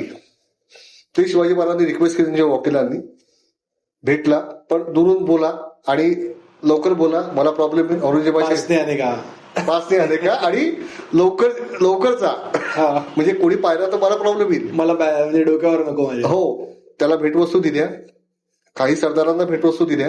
फक्त जसवंत सिंग सोडून बाकी सगळे कन्व्हिन्स झाले होते. आणि त्यांनी सांगितलं की महाराजांना दख्खनमध्ये परत पाठवा. महाराजांनी रिक्वेस्ट केली की मला दख्खनमध्ये परत पाठवा, परवाने देऊ. औरंगजेबाला संशय आला की हे कसं काय सगळीकडून रिक्वेस्ट ठेवलेला मला. कधी महाराज पत्र पाठवतात, कधी माझा वजीर पत्र म्हणजे मला सांगतो की छोड़ दो सिवा को, क्या रखना है करके, वगैरे वगैरे वगैरे. बाकी काही सरदार मला रिक्वेस्ट करून राहिले. कुछ तो गडबड आहे, म्हणजे आजच्या भाषेत सांगायचं तर कुछ तो गडबड आहे त्या. औरंगजेब पाताळात्री होताच, हुशार होता, पाताळात्री होता. त्यांनी पोलादकांचा 2000 लोकांचा पहारा बसवला महाराजांच्या चौकीपाशी. अच्छा. महाराजचे सरदार शंभूराजे हे सोडून महाराजांना त्या जो वास्तू होती छोटी, त्या वास्तूच्या बाहेर फिरायला मनाई होती. पहिले महाराज आग्राला फिरत होते, नजरकैद पूर्ण त्या तुम्हाला राहायचं आहे ना, या खोलीच्या बाहेर नाही निघायचं, या घराच्या बाहेर निघायचं नाही. तुमच्या बाकी सरदारांना मुभा होती, यांना रोज याला जायचं मुभा होती. दरबारात 50,000 मनसबदार होते शंभूराजे. त्याच्यानंतर काही सरदार हे घे ते घे असं ते चालू होतं पूर्ण आग्राला फिर. आणि मग महाराजांनी एक डाव टाकला. अचानक महाराजांची तब्येत खराब झाली. महाराजांनी सांगितलं की मुझे अच्छा नहीं लग रहा. मग डोकं दुखतंय महाराजांचं, ताप आला आहे. मदारी मेहतर होते, हिरोजी फर्जंद होते तिथे त्यांच्या सेवेला. हे सगळे करत करत करत करत करत एक दिवस असा आला की औरंगजेबाने हुकूम काढला की विठ्ठलदास की हवेली में सिवा को भेजो कल. 12 मेला महाराज कैद झाले, 12 मेला एंट्री झाली दरबारात. आणि 17 ऑगस्ट 1666 म्हणजे 3 महिने महाराज राहिले आग्र्याला कैदेत. आणि 3 महिन्यांनी 2 दिवसापूर्वी हुकूम औरंगजेबाचा समजला महाराजांना हेरंग करवी की विठ्ठलदासच्या हवेलीमध्ये आपल्याला हलवणार आहे आणि आपलं काम तमाम करणे वाटतं, म्हणजे आपला मृत्यू अटळ आहे. आणि विठ्ठलदासची हवेली त्याच्याकरताच फेमस होती. अच्छा. क्रूर कर्मा विठ्ठलदास त्याची हवेली. अच्छा. तर करायचं काय आता. मग त्याच्या आधीच महाराजांनी स्ट्रॅटेजी म्हणून मिठाईचे पेटारे पाठवणं सुरू केलं होतं. सर्वश्रुत आहे. त्याच्यामध्ये फळ, मिठाई, जे फकीर आहे, जे संत आहे, जे गोरगरीब जनता आहे त्यांच्याकडून आशीर्वाद मिळावा म्हणून मिठाईचे पेटारे पाठवतो. ही महाराज स्ट्रॅटेजी आधी सुरू केली होती. मग करता करता करता महाराजांनी अजून एक स्ट्रॅटेजी केली त्याच्या आधीच की महाराजांसोबत जे 350-400 लोक आले होते त्याच्यातले 2-4 जण सोडले, म्हणजे मदारी मेहतर, हिरोजी फर्जंद आणि 2-4 वकील सोडले. तर महाराजांनी बाकीच्यांना परवाने घेऊन दिले. औरंगजेबाला रिक्वेस्ट केली की आप मेरे साथ जो आदमी आहे उनको स्वराज्य भेज दो, दक्कन भेज दो, क्योंकि अब मैं संन्यास लेना चाहता हूँ, मैं मरना चाहता हूँ, मुझे जीने की इच्छा नहीं है, मेरी तबीयत ठीक नहीं होने वाली, बस अब फकीरों की सेवा करूंगा, संतों की सेवा करूंगा और मैं यहीं पे मरूंगा. अच्छा. बस मेरे साथ जो जनता आई है मेरी उनको वापस भेजने के लिए आप. औरंगजेबाने पटापट साईन केलं. अरे अच्छी बात आहे बोले, कडकड केली माझी. माझा जेवढा कोणाचा खर्च केला 300-400 लोकांचा, और सिवा अकेला पड गया. अच्छी बात आहे की सिवा अकेला हो गया. महाराज ते मिठाईच्या पिटाऱ्यात बसून निसटले. त्याच्या आधी सगळ्या लोकांना त्यांनी वापस पाठवलं. त्यातले काही लोक आग्र्याच्या बाहेर एक काळू कुंभार नावाची व्यक्ती होती जी महाराष्ट्रातली होती, आग्र्याला सडत होती, काळीकुंभ होता तो. त्याच्याकडे छत्रपती शंभूराजे गेले होते, काही सरदार गेले होते. त्यांनी त्याला रिक्वेस्ट केली होती की त्याचा जो कुंभाराचा जो जे ज्योत असते, म्हणजे जे काय आगीचं जे भासतात सगळे भांडे, ते कायम 24 तास पेटत ठेवावं काही दिवस. त्यासाठी त्याला पैसे दिले होते. गरीब होता, त्यांनी पैसे घेतले होते. तो स्वराज्याशी एकनिष्ठ होता. असं का बरं? तो जो धूर त्या दिशेने जाईल ती दिशा म्हणजे याचा पळण्याचा मार्ग. अच्छा, असा तो सिग्नल होता की धूर पेटते कुठे आहे, धूर आहे गावाच्या बाहेर, काळूकुंभा, तिथून आपल्याला निष्ठायचं आहे. आणि मग पुढे मग विठ्ठलदासाच्या हवेलीमध्ये महाराजांना 18 ऑगस्टला हलवणार होते आणि 18 तारखेनंतर काही होऊ शकत होतं केव्हाही. बिलकुल. शंभूराजे कदाचित गेले नसतं, पण महाराजांना नक्कीच घातपात झाला असता. 100%, 100% म्हटलं चालेल. मग ठरलं असं की मिठाच्या पेटाऱ्यात दोघांनी बसायचं आणि मदारी बेहतर आणि हिरोजी फर्जन तिथे महाराजांच्या बेडवर झोपेन चादर घेऊन. त्याच्यानंतर शंभूराजे एका पेटाऱ्यावर बसतील, महाराज एका पेटाऱ्यावर बसतील आणि मदारी बेहतर त्याचे पाय चेपत बसेल आणि महाराजांनी स्वतःची कवड्याची माळ, गळ्यातली कंठा आणि हातातलं सोन्याचं कड हे हिरोजी फर्जनला दिलं होतं, कारण तो महाराजचा रोल करणार होता तिथे. कवड्याच्या माळीचं खूप महत्व आहे ना. एक देवीचं स्थान म्हणून ते असते कवड्याची माळ. अच्छा, कवड्याची माळ देवीच्या कुठल्या याच्यात, कारण की शंभूराजे पण कवड्याच्या माळीचं खूप राजकारण. महाराजची कुलदेवता तुळजाभवानी होती साक्षात, अवघ्या महाराष्ट्राची तुमची माझी आहे. पण ती कवड्याची माळ राजकारणातल्या लोकांना घालण्यात येते. देवीचा एक प्रसाद म्हणून असतो तो. अच्छा, देवीला आपण साक्षात गळ्यात घालतो आहे, म्हणजे आपल्या शक्ती आहे ती. तर महाराज निसटले नाही अजून. 17 ऑगस्टची आधीची वेळ. 3 महिने महाराज कैदेत होते आणि असं म्हणतात की महाराज पेटाऱ्याच्या आतमध्ये, काही इतिहासकार म्हणतात पेटाऱ्याच्या आतमधून गेले बसून, पण काही जण म्हणतात की पेटाऱ्याचे भुई होऊन गेले वेषांतर करून. दोन्ही गोष्टी पॉसिबल आहे. महाराज निसटले तसेच आहे पेटाऱ्यासोबत, पण ते आतमध्ये बसले होते की भोई झाले होते, म्हणजे भोई म्हणजे पेटारे घेऊन निसटले होते आणि शंभूराजांना आतमध्ये ठेवलं होतं. राजा बाहेर निघणं महत्वाचं होतं. ते कसे बाहेर निघाला हे महत्वाचं. त्या हरामखोर औरंगजेबाच्या एवढ्या, आता तेव्हा काही म्हणजे आपल्याकडे सगळे माध्यम नव्हते की आपल्याला माहित पडेल कसं झालं किंवा झालं, पण राजा आपला स्वराज्यात वापस आला ही फार मोठी गोष्ट होती. आणि मग काही जण इतिहासकार म्हणतात पेटाने बसून गेले, काही जण म्हणतात की भोई होऊन गेले. दोन्ही आपण गोष्टी पॉसिबल आहे. बिलकुल. मग ते आग्र्याच्या बाहेर निघाले, पेटातून गेले किंवा कसे गेले, भोई होऊन गेले, दोनपैकी कोणती गोष्ट असेल. दोन्ही इतिहास आपण बिलकुल एक्झाम करू शकतो. चालेल. इथे त्यांच्या हवेली महाराजांना ठेवलं होतं. तिथे मदारी बेहतर आणि हे दोघं नाटक करत होते, हिरोजी फर्जन. म्हणजे त्यांचा तर जीव जाणारच होता जेव्हा जेव्हा माहित पडेल की नाटक करतात आहे म्हणून. बहुतेक त्यालाही जीवाचा धोका होताच. सगळे माणसं निघून गेलेले होते, काही माणसं आग्र्याच्या बाहेर थांबले होते. तिथे घोडे तयार होते. त्यांनी पेटाऱ्यातून सगळं ते पेटारे फेकून देण्यात आले, सगळं घोड्यावर बसले. त्याच्यात महाराज दाढी काढली होती. अच्छा, दाढी काढली आणि साधूचा वेश धारण केला. कारण महाराजचा वेश कोणाला माहितीच होता सगळ्या आग्र्याला, स्वराज्याला आणि औरंगजेबाला. महाराज पटकन उरकू गेला झाले असते आणि सगळंच गडबड झाली असती. महाराजांनी वेशांतर घेतलं, त्याच्यामुळे दाढी काढली होती महाराजांनी. शंभूराजांना मथुरेला ठेवलं, कारण त्यांचं वय लहान होतं आणि गुप्तहेरा म्हणजे औरंगजेबाच्या गुप्तहेराला संशय येऊ नये. म्हणजे वडील आणि मुलगा सोबत फिरताना दिसले तर ताबडतोब पकडले गेले असते. म्हणजे राजे आणि बाळराजे, आपले वडील शिवाजी महाराज आणि 9 वर्षाचे बाळराजे बिलकुल 100% पकडले गेले असते. आणि दुसरी गोष्ट, लांबचा प्रवास होता खूप. तिथे थांबायला वेळ होता महाराजांना की बा निवांतपणे एका हॉटेलमध्ये झोपलेवा, एक रात को या फिर पार्टी करू, असं काही प्रकार नव्हताच. सतत टेन्शन होतं, सतत पदोपदी म्हणजे शत्रूचा धोका, गणिमाचा आणि पितुरीचा धोका आपल्याला, म्हणजे त्याचं म्हणजे वरदान आहे आपल्याला. तो आपल्या 5वीला पुजलेलाच आहे पितृचा धोका. म्हणजे पृथ्वीराज चव्हाण पासून ते आतापर्यंत आता चालूच आहे. तर शंभूराजांना एका घरी ठेवण्यात आला त्यांच्या इथे. शंभूराजाचे ब्राह्मणाचं घर होतं, ते शंभूराजाची मौज झाली. म्हणजे ब्राह्मणाचं घर होतं, आपण हायलाइट करू थोडं. ते ब्राह्मणाचं घर होतं आणि महाराजांचे जे पंतप्रधान होते त्यांचे ते साडभाऊ की भाऊ होते, काहीतरी नात्यात होते ते. त्याच्यामुळे त्यांच्या घरी सुरक्षित होतं. आणि हा शिवाजी महाराजांचा मुलगा शंभूराजे हा कोणाला ओळखणार होता, म्हणून त्याची मौंज केल्या गेली.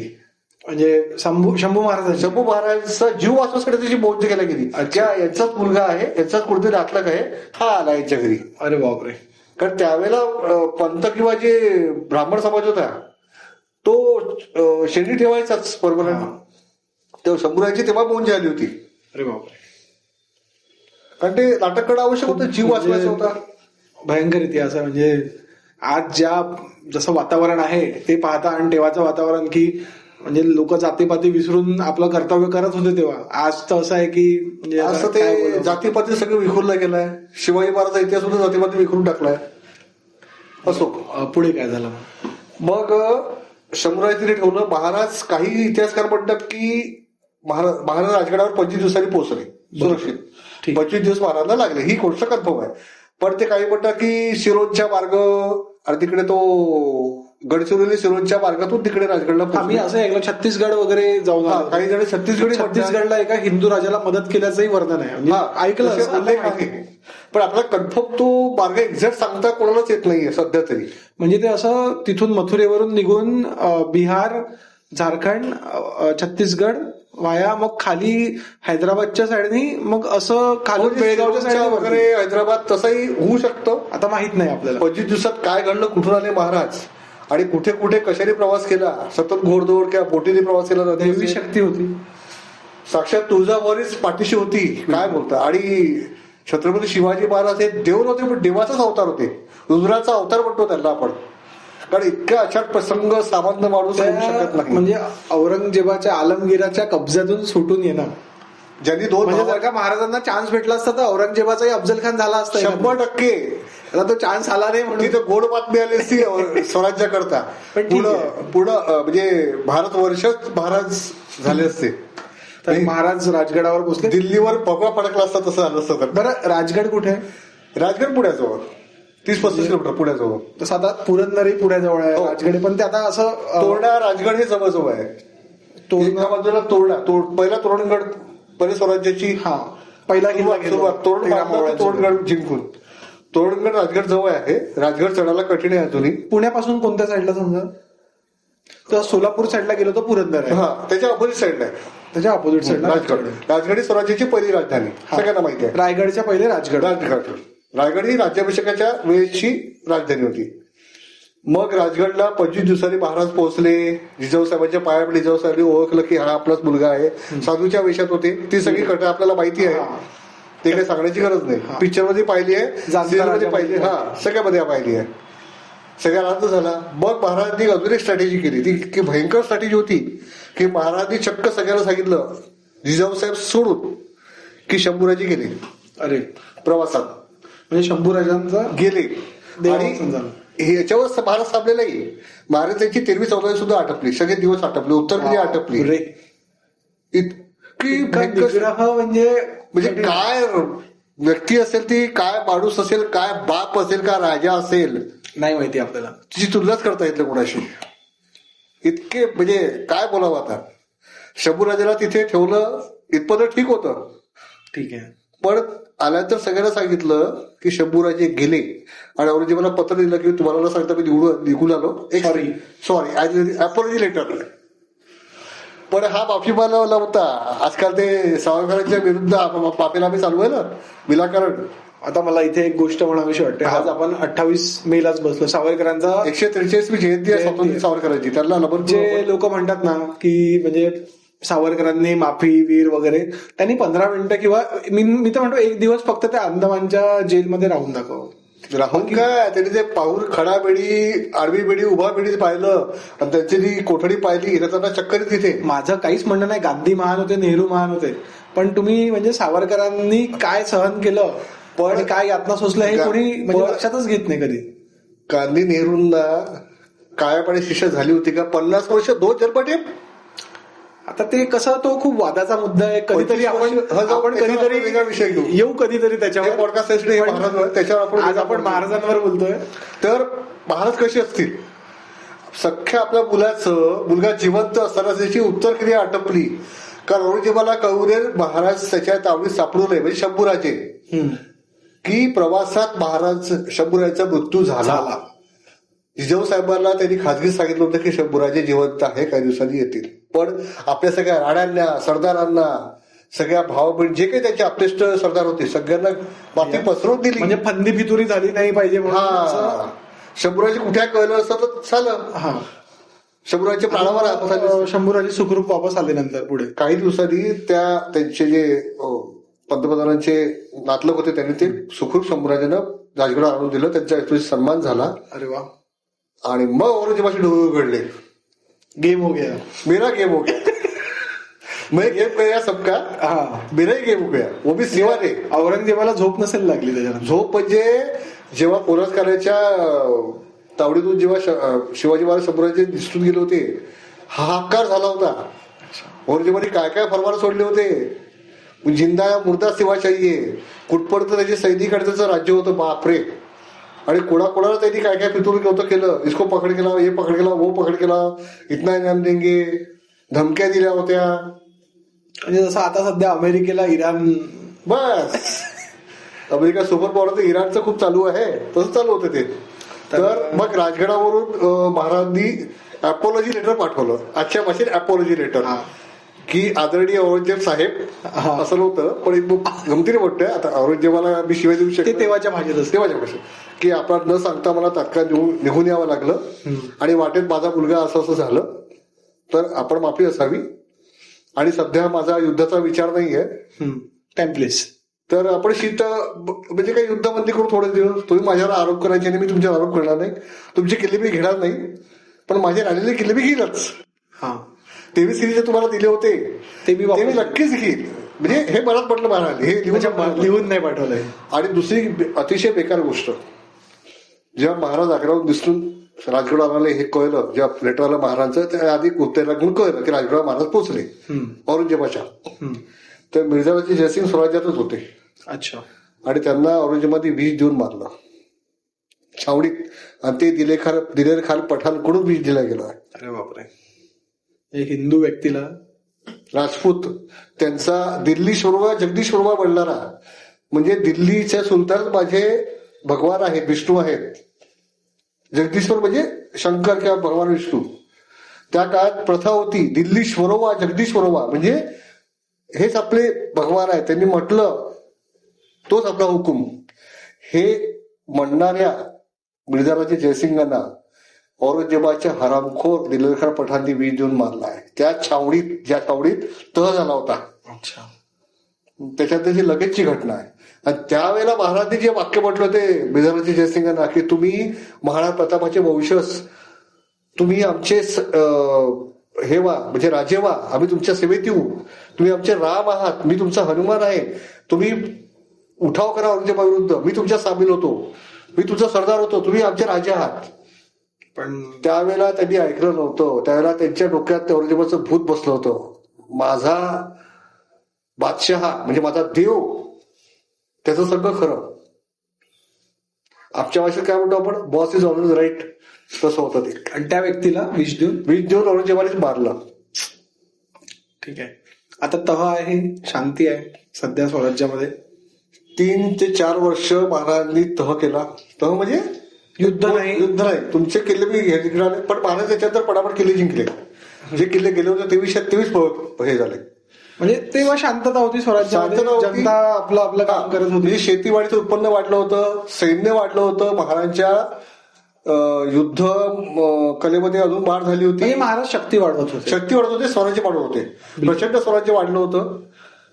आणि महाराजांनी राज्याभिषेकाच्या आधी एक नवीन तलवारीचं इन्व्हेन्शन केलं होतं. त्याला आपण ढोप म्हणतो. अच्छा. ढोप म्हणजे सरळ तलवार. कारण काय होतं, पठाण इराणी वगैरे हे जे लोक होते ते 6-6.25 फूट होते त्यावेळेस, उंच होते. आजही पठाणी वगैरे मोठं उंच राहतात. त्यावेळेला मराठी जे होते ते 5-5, 5-7, 5-10, एखादा 6 फूट राहायचा, पण एक मिडियम हाईट राहायची 5.5 फूट. आणि पठाणी आपल्या तलवारी ज्या होत्या त्या कर्व वाल्या होत्या. मराठा कर्व असा कर्व राहायचा. तर त्या तलवारी हेवी होत्या कर्ववाल्या. महाराजांनी काय केलं, महाराज धोप होती, 3 तलवारी होतात, तुळजा, भवानी आणि जगदंबा. महाराजांनी भवानी तलवार म्हणजे ज्यांना भेट दिली होती पहिल्यांदा शहाजी राजांनी शिवाजी महाराजांना भेट दिली ती भवानी तलवार, बिलकुल. जी असं म्हणतात की लंडेचा संग्रहालयात आहे ती भवानी तलवार आहे. आता ती भवानी आहे की जगदंबा आहे अजून कन्फर्म नाहीये, पण ती महाराजांची तलवार आहे. आणि ती कोल्हापूर घराण्यांनी इंग्रजांना भेट दिली आहे त्यावेळेस, त्यांच्या पूर्वजांनी. आजचे कोल्हापूर घराणं आहे, बिलकुल. ते कशी भेट दिली काय भेट दिली त्यांना माहिती, आपल्याला त्याच्याविषयी विचारायचं नाही. पण ती लंडनच्या संग्रहालयात आहे आणि मध्ये आली होती आपल्याकडे, वाघला खाण्याची तलवार आणली होती. तर ती सरळ तलवार असते आणि त्याचं वैशिष्ट्य म्हणजे त्याचं पातळ लांब बसतं आणि त्याचं वजन 1.5 ते 2 किलो खूप झालं. अच्छा. म्हणजे फिरवायला सोपी आणि वार करताना म्हणजे घोड्यावरून महाराजा सरदार निघाला, एक 5-7 किंवा 5-10 हाईट आणि पठाणाचं 6.25 फूट, तो घोड्यावर आला, हा घोड्यावर आला. तलवार मारताना त्याचं जे हे येतं पठाणाचं, हे इथे येईल, सट्टकर वार होईल आणि बंधारा हलका. अच्छा. पण आपल्या मराठा लोकांची हाईट कमी होती त्यावेळेस. अच्छा. आजही आपण मिडियम हाईटचेच आहे, पण आज कधी कधी हाईट वाढली काही काही नवीन पिढीची. पण त्यावेळेला नॉर्मल हाईट जास्तीत जास्त 1.5 फूट, महाराज 5 की 5-7 होते ना. अच्छा. 5 फूट 7 इंच. शंभराचे उंच होते, शंभराचे जवळपास 6 फूट होते.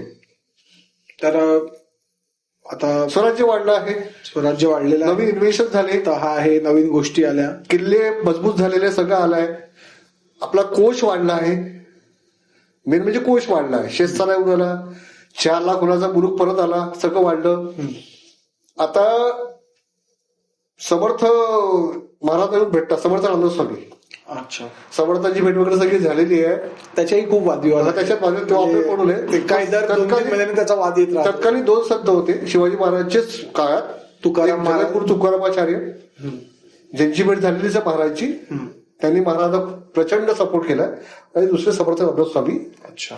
समर्थ रामदास स्वामी हे महाराजांपेक्षा 22 वर्षांनी मोठे आहे. अच्छा. आणि समर्थ रामदास स्वामी 1682 ला गेले. अच्छा. म्हणजे 1-2 वर्षानंतर महाराजच्या मृत्यूनंतर 2 वर्षांनी गेले. अच्छा. सज्जनगड मुखवता. तर समर्थ रामदास स्वामींनी महाराजांना एक मागणी केली होती की तू सगळं स्वराज्य वाढवलं, सगळं केलं, पण तुम्ही प्रभू रामचंद्र सारखे आता आमच्याकरता रामचंद्राचा अवतार मानतो मी तुम्हाला. बिलकुल. तुम्ही राज्यकारभार करावा, राजा म्हणून बसावं.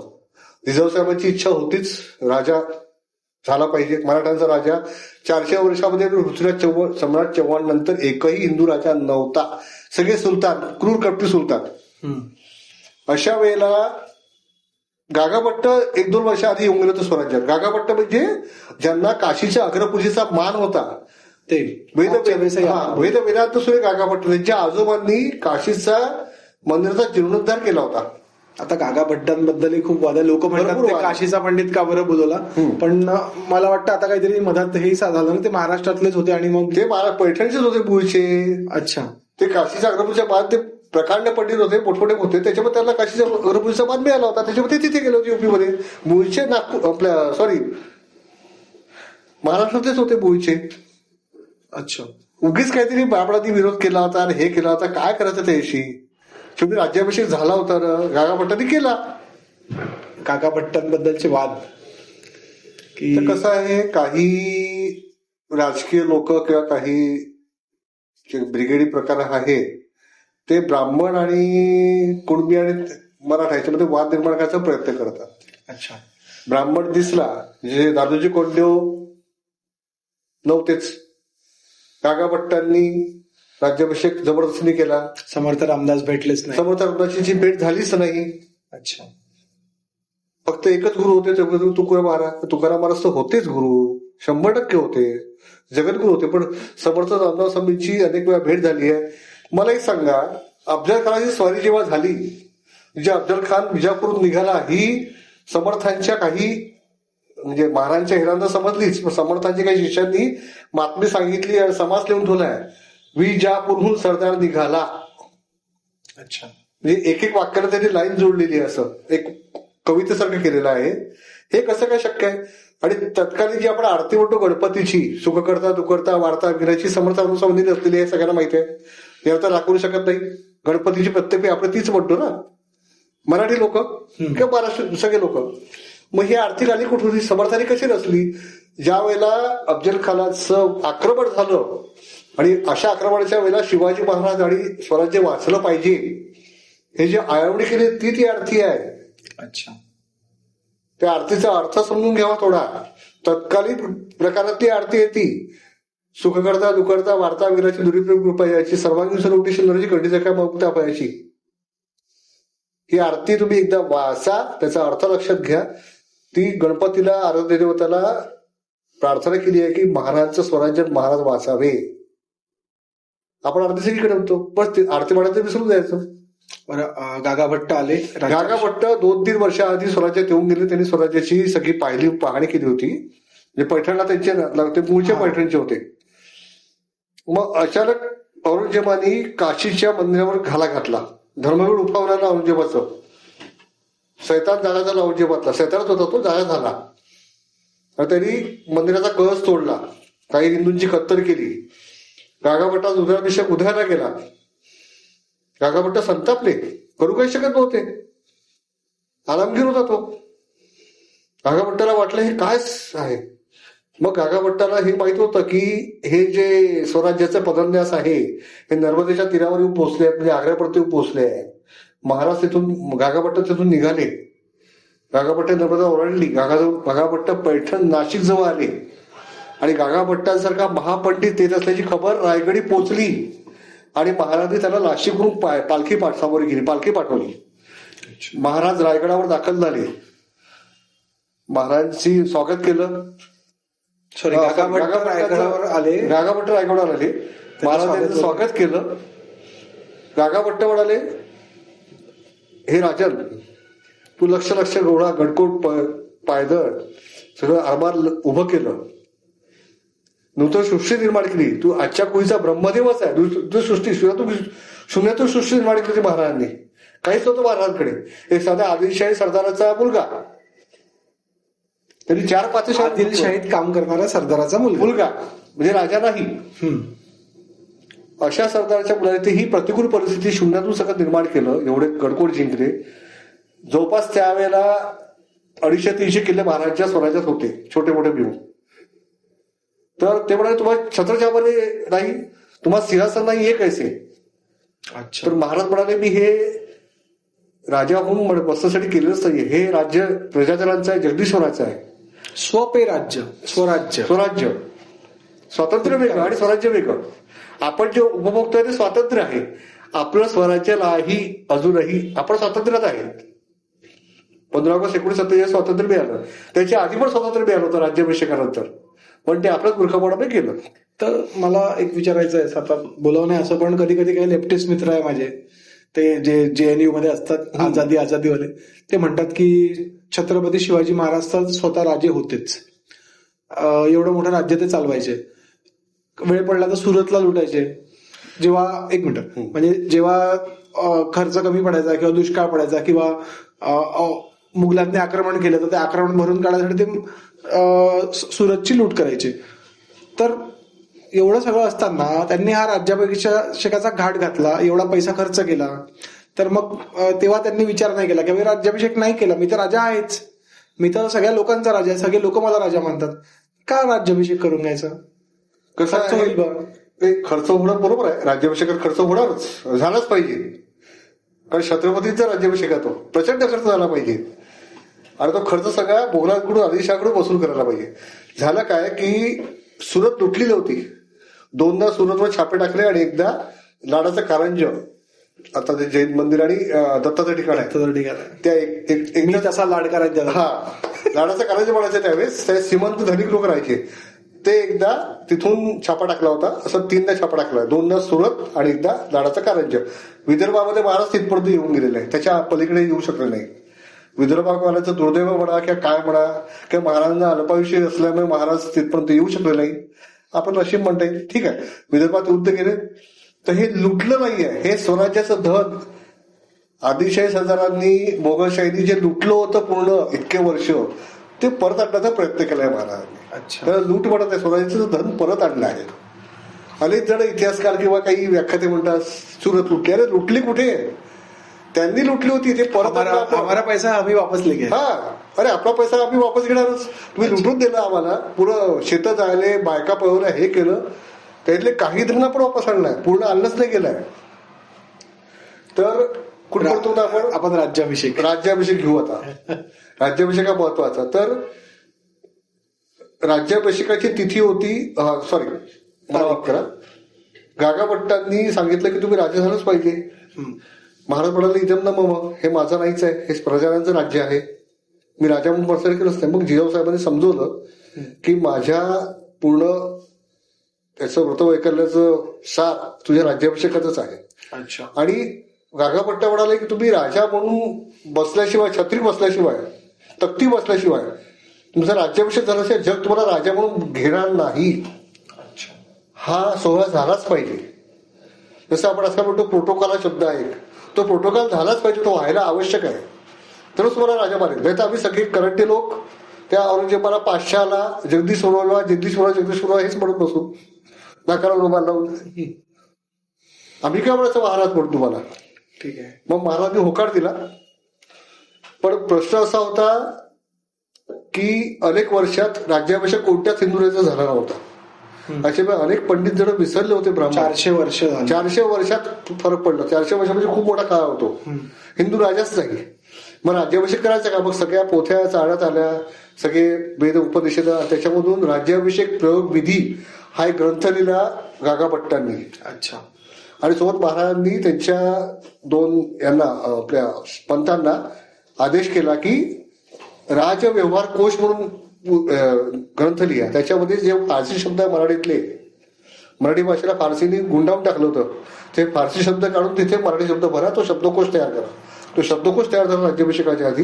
राजव्यवहार कोश आणि राज्याभिषेक प्रयोग विधी हा दुसरा ग्रंथ गागाभट्टांनी केलेला. आणि मग तिथी ठरली ज्येष्ठ शुद्ध त्रयोदशी शके 1596 आनंदराव संवत्सर, शनिवारचा दिवस, ब्राह्ममुहूर्त. ब्राह्ममुहूर्त म्हणजे 4:30 ते 5:30 आजच्या घड्याप्रमाणे. ठीक आहे. पहिला विधी झाला यांचा जिजाऊसाहेबांचा म्हणजे तुलना झाली, सुवर्ण तुला. महाराजची सुवर्ण तुला 4 जूनला झाली, म्हणजे 6 जून तारखेनुसार राज्याभिषेक आहे, तर महाराजांची सुवर्ण तुला 4 जूनला करण्यात आली. बरं. त्याच्या आधी जिजाऊसाहेबांची सुवर्ण तुला करण्यात आली.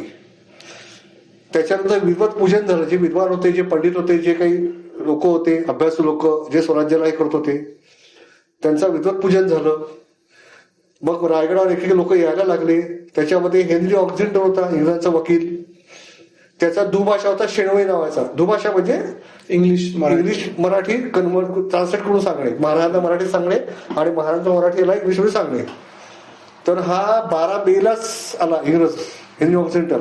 त्याचा मुक्काम होता पाचाडला. पाचाड म्हणजे जिजाऊसाहेबांची जे समाधी आहे ते पाचाड, रायगडच्या पायथ्याशी, जिथून पायऱ्या सुरू होतात. तिथून पायऱ्या सुरू होतात रायगडच्या. रायगडला जवळपास 1450 पायऱ्या आहेत. बरोबर. तुम्ही चढून गेले? 2दा आणि एकदा रोपवेने गेलेला आहे. अच्छा. 2दा चढून गेलेला आहे, पण चढून जायला कमीत कमी 2 तास लागतात. तर हेनरी ऑक्झिंटर याला पोहोचला रायगड पायथ्याशी. त्यासोबत 7-8 मंडळी होती आणि शेणवई होता. त्यासोबत करारनामा होता की राजा होतोय शिवाजी राजा, तर त्याच्या म्हणजे राज्यामध्ये आपलं काही चालतं का, वस्तूंची देवाणघेवाण हे ते सगळं करारनामा करून ठेवलं होतं त्यांनी. पण त्यावेळेला महाराज नेमके भेट आहे महाराजांची. महाराज नेमके प्रतापगडावर गेले होते. तुळजाभवानी म्हणजे प्रतापगडच्या देवीला 1.25 मण सोन्याचं छत्र अर्पण करायला. अच्छा. तिथून आले महाराज. मग भेट झाली हेनरी ऑक्झिंटरची. हेनरी ऑक्झिंटर महाराजांसमोर करार वाचला की बा हा पॉईंट आहे. पण याच्यावर एक पॉईंट महाराजांना खटकला. तो पॉईंट असा होता की आमचे चलन तुमच्या बाजारात चालावे. जे आमचं जे चलन आहे, त्यांचं जे डॉलर जे काही त्या काळात होतं, ते चलन स्वराज्यात चालावं. महाराजांनी त्याला फुली मारली म्हणजे क्रॉस केलं, नाही पाहिजे. आणि दुसरा ऑप्शन दिला महाराजांना की तुमचे जे काही आहे नाणे ते आम्ही पाडून देऊ, आमच्या टाक्ष्या आहेत, आम्ही खूप एक्सपर्ट आहोत टाक्ष्या पाडायला. शिवराई किंवा होम, महाराज तेही बंद केलं. तुमची करन्सी आम्ही छापून देऊ, आमची करन्सी तुमच्या बाजारात चालेल का? नाही, त्यांची करन्सी बाजारात चालणार नाही, मला ती क्लिअर सांगितलं. तो प्रश्न मिटला. पण तुमची जी शिवराई जे चलन आहे ते आम्ही, त्याचे सोन्याचे चलन होते, काही होते, मुद्रा होता, शिवराई होती, होन होते, तर हे आम्ही तुम्हाला आमच्या टाक्ष्या तयार करून देऊ. तर महाराज स्पष्ट सांगितलं की आमच्या इथे उन्नत टाक्ष्या आहे, तुमच्या जडजवाहिऱ्यापेक्षा आमची टाक्ष्या खूप ये नाही चलेगा. हे नाही चले का आजकाल त्यावेळेस महाराजांनी ओळखलं होतं. म्हणजे आता तुम्ही बघा, दूरदृष्टी म्हणतो मी, हा. तुमचं चलन आमच्या बाजारात चालणार नाही. बस. आज काय होत आहे, सगळं आपण डॉलरमध्ये आपल्याला खरेदी करावं लागतंय. आणि रुपयाची व्हॅल्यू बसरली आहे. आपले राज्यकर्ते आपल्याला सांगतात आहे की बा सोनं घेऊ नका, हा. फॉरेन टूरला जाऊ नका, कारण की गेले तर तुम्हाला डॉलर खर्च, किंवा सोनं मागवलं तर डॉलर खर्च होईल. दूरदृष्टी सोन्याचं उदाहरण. उत्पन्न आपली निर्मिती आपली इथे नाहीये. सोनं आपल्याला आयात करावं लागतं. तर डॉलरमध्ये पेमेंट करावं लागतं. हा. आणि सोन्याचं त्यांना फायदा परदेशांना. तर आपल्या महाराजांनी तो विचार, म्हणजे तेव्हा 350 वर्षापूर्वी म्हणजे काय अचाट बुद्धिमत्ता असेल महाराजांची, जे आजच्या काळात राज्यकर्ता समोर असं ठीक आहे आपण खूप प्रगल्भ झालो आहे सायन्सच्या दृष्टीने काही याच्या दृष्टीने, पण त्या काळात काही सोय नसताना महाराजांची बुद्धी किती प्रगल्भ होती. म्हणजे he is not a man, he is God असं म्हटलं चालेल. आता तो कॉन्ट्रॅक्ट होता, कॉन्ट्रॅक्ट दोन्ही कलमा रद्द केल्या आणि त्यांना सांगितलं तुम्ही राज्याभिषेक पाहून जा. बरं. मग 4 जूनला महाराजांची सुवर्ण तुला झाली. त्याच्या आधी जिजाऊसाहेबांची सुवर्ण तुला झाली. विद्वत पूजन झालं. रायगडावर अंदाजे काही इतिहासकारांच्या मते 80,000 लोक होते, 50,000 होते, आपण लाख म्हणू. ठीक आहे. कारण त्याच पुणे म्हणजे छोटंसं गाव होतं, खेडं होतं. आजचं पुणे नाही, आजचं पुणे वेगळं आहे. आज पेशव्यांच्या पण आधीचं पुणे, पेशव्यांच्या पण परत आधीचं पुणे. तर छोटे छोटे गावं होते ते, छोटे छोटे घरं. किती जनता राहणार आहे? 50,000 80,000 असेल सहज. पूर्ण भारतवर्षातून आलेली. ठीक आहे. संपूर्ण भारतात जे काही चाहते होते महाराज, जे काही महाराजचे सेवक होते, जे काही महाराजांना मदत करणार ते सगळे आले होते. बरं. काळू कुंभार सुद्धा आला होता, जो आग्राला गैरीत असताना तरी धूर होता, धूर केला होता, तो सुद्धा आला होता. त्याला बोललं होतं. आणि जरुरी होतं, दिशा दाखवण्यावर होतं. हा, दिशादर्शक होता तो. आणि ते आवश्यक होतं महाराज गोष्टी. त्यांनी तिथे मदत केली होती. ती जाणीव ठेवून महाराजांनी बोलवलं होतं. धुळ तुला नंतर 6 जूनच्या पहाटे, जे ब्राह्ममुहूर्ताच्या आधी सप्तनद्यांचा अभिषेक चालू होता महाराजांना. सप्तनद्या म्हणजे स्वराज्यात आणि स्वराज्याच्या बाहेरच्या नद्या होत्या. गंगा, यमुना, नर्मदा, ज्या सप्त नद्या होत्या पवित्र, त्यांच्या पाण्याने अभिषेक तो पहाटे जवळपास 2:30-3 वाजेपासून सुरू झाला. अच्छा. 6 जूनच्या पहाटे, जे राज्याभिषेक व्हायच्या आधी. ठीक आहे. आणि त्याच्या आधी काही दिवसाआधी महाराजांची मौंजी झाली होती. कारण क्षत्रिय कुळात मौंजी केल्याशिवाय राज्याभिषेक करता येत नाही. अच्छा. क्षत्रिय कुळामध्ये हा विधी असतो की मौंज, त्याच्यानंतर लग्न आणि मग राज्याभिषेक. हा, मी हे पण ऐकलं की परत लग्नही केले महाराजांनी, म्हणजे त्याच राण्या होत्या त्यांच्याशीच. महाराजचं कसं आहे, महाराजचं जे वर्णन केलेलं आहे समर्थ रामदास स्वामींनी, श्रीमंत योगी राजा आहे, श्रीमंत आहे, अतिश्रीमंत आहे, एवढं मोठं राज्य आहे, प्रचंड सोनं आहे, पण युगासारखं वातावरण आहे. म्हणजे जर का ते अकबर सारखं किंवा औरंगजेबासारखा लोभी व्यक्ती असतात, 50-60 राण्या आहे, आता मी पुन्हा लग्न करतोय, म्हणजे नवीन बायका आणा, त्यांचं असतं तर जनाखान्यामध्ये अजून भर झाली असती. पण महाराजांचं तसं वर्तन नव्हतं. त्यांनी सईबाई साहेबांशी परत लग्न केलं. पहिले मौंज झाली, म्हणजे टक्कल वगैरे नाही केलं त्यावेळेस. मला 5 केस कापले असेल करायचे, कारण राज्याभिषेक होता, ती फॉर्मॅलिटी असते ती. मौंजी झाली, त्याच्यानंतर लग्न झालं सईबाईशी, विधिवत लग्न झालं. ती काय ते आवश्यक असतं राज्याभिषेक झाली. वैदिक पद्धतीमध्ये राज्याभिषेकाला मौंज लग्न हे आवश्यक असतं. अच्छा. विधीनुसार ते केलं. त्याच्यानंतर ती खूप आधी झालं. सुवर्ण तुला झाली जिजाऊसाहेबांची, महाराजांची. त्याच्यानंतर सप्तनद्यांचं पाणी महाराजांच्या डोक्यावरून घळघळत होतं. आणि दूध, दही, पंचामृत, मध यांनी पंचामृताने अभिषेक झाला. परत सप्तनद्यांनी अभिषेक झाला. आणि प्रत्येक सरदाराच्या हातात एक एक महत्वाची वस्तू होती. कोणाचं दूध होतं, कोणाचं दही होतं, कोणाचं नदीचं पाणी होतं. जिजाऊसाहेब बसले होते, शंभूराजे बसले होते, महाराज बसले होते, सोयराबाई साहेब बसले होते. सईबाई साहेब त्यावर नव्हत्या. 6 राण्या होत्या. 2 राण्या सईबाई साहेब तो महाराज म्हणजे शंभूराजांमधून गेल्या होत्या. अजून एक महाराजांच्या राणीसाहेब वारल्या होत्या. 6 राण्या होत्या 8 पैकी राज्याभिषेकाच्या वेळेला. तर 6 राण्या पाहत होत्या सगळा अभिषेकाचा प्रसंग. त्यावेळेस नद्यांना काय वाटलं असेल तुम्हीच विचार करा. नद्यांना वाटलं असेल किती आम्ही पवित्र झालोय, या साक्षात देवतेच्या डोक्यावर आपल्या धारा धरल्या जातात. आणि आता एक याच्यानंतर ठीक आहे, राज्याभिषेकाचा दिवस होता 6 जून. अभिषेक झाला. महाराजांनी उंची वस्त्र परिधान केली, कमरेला धोप होती. ही तलवार जी इन्व्हेंट केली होती, हा, ती धोपताना ती मिळालेली होती. त्याच्यात 3 धोपा तुम्हाला सांगितलं, तुळजाभवानी आणि जगदंबा. कमरेला धोप होती, रत्नजडीत सुवर्ण जडीत मोजडी होत्या. सुरुवात घातली होती रत्नजडीत, जिरेटोप होता रत्नजडीत आणि सोनेजडीत. राजाचा राज्याभिषेक तोही शिवाजीराजाचा, म्हणजे थोडा तोडका नव्हे. आणि दुसरं वैशिष्ट्य म्हणजे खांद्याला कोदंड होतं. कोदंड म्हणजे रामाचं धनुष्य. रामाच्या धनुष्याला कोदंड म्हणतात. अच्छा. धनुष्य होतं कारण तो राजा होणार होता. राज्याभिषेक आहे तो वैदिक पद्धतीचा. धनुष्य, बाणांचा भाता होता मागे. आणि दुसरी अजून गोष्ट ही कदाचित तुम्हाला माहिती नसेल, उजव्या हातात विष्णूची मूर्ती होती. अच्छा. आता याच्यावर वाद होऊ शकतो. नाही, हे सत्य आहे.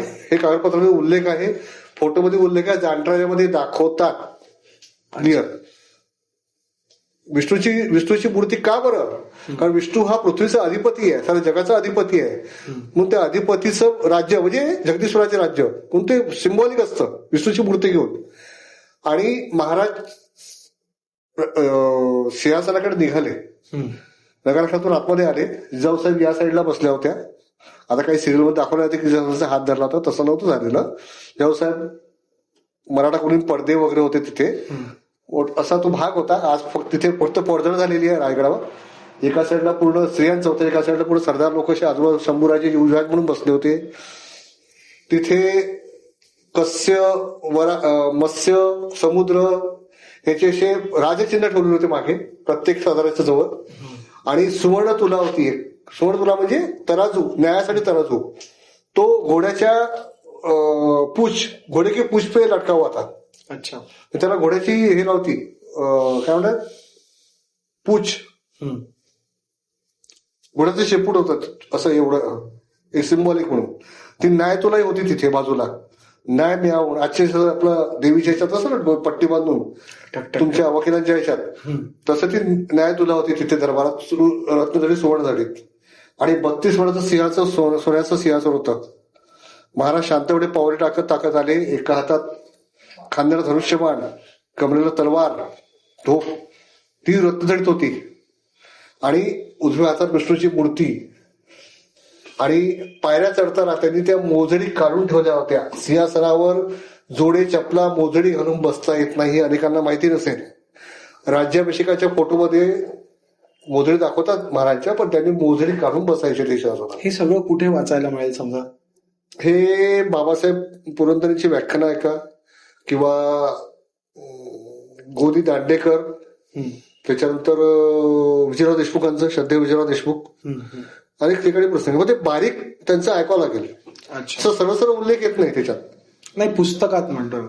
पुस्तकात राजा शिवछत्रपती आहे, शककर्ते शिवराय आहे. शककर्ते शिवराय, हा, दोन्ही पुस्तकं चांगली आहेत. शककर्ते शिवराय चांगलं, राजा शिवछत्रपती. आणि बाबासाहेब पुरंदरेंचं, आदरणीय बाबासाहेब पुरंदरेंचं चित्रमय शिवराज्याभिषेक एक पॉडकास्ट सारखं आहे. अच्छा. ते प्रसिद्ध हे आहेत पत्रकार त्यांनी घेतलेले, चित्रमय शिवराज्याभिषेक. युट्यूबवर अवेलेबल आहे. त्याच्यामध्ये ह्या सगळ्या बारीक गोष्टी त्यांनी सांगितलं चित्रामध्ये. खूप, कारण की आजकाल काय राहतं ना, लोक वाद करायला लगेच पुरतात, पण लोकांना अभ्यास नसतो करायचा. आता बाबासाहेबांनी सांगितलं आपल्याला मानवत लागेल ना. बाबासाहेब झाले, भिडे गुरुजी झाले, किंवा विजयराव देशमुख झाले. तर आता राज्याभिषेक महाराज निघाले, त्यांना प्रत्येक सरदाराची आठवणच होती. बाजीप्रभू देशपांडे, मुरारबाजी देशपांडे, तानाजी मालुसरे, आणि सगळ्यात आधी राज्याभिषेकाच्या आधी गेलेले प्रतापराव गुजर सरसेनापती होते ते. पण निश्चित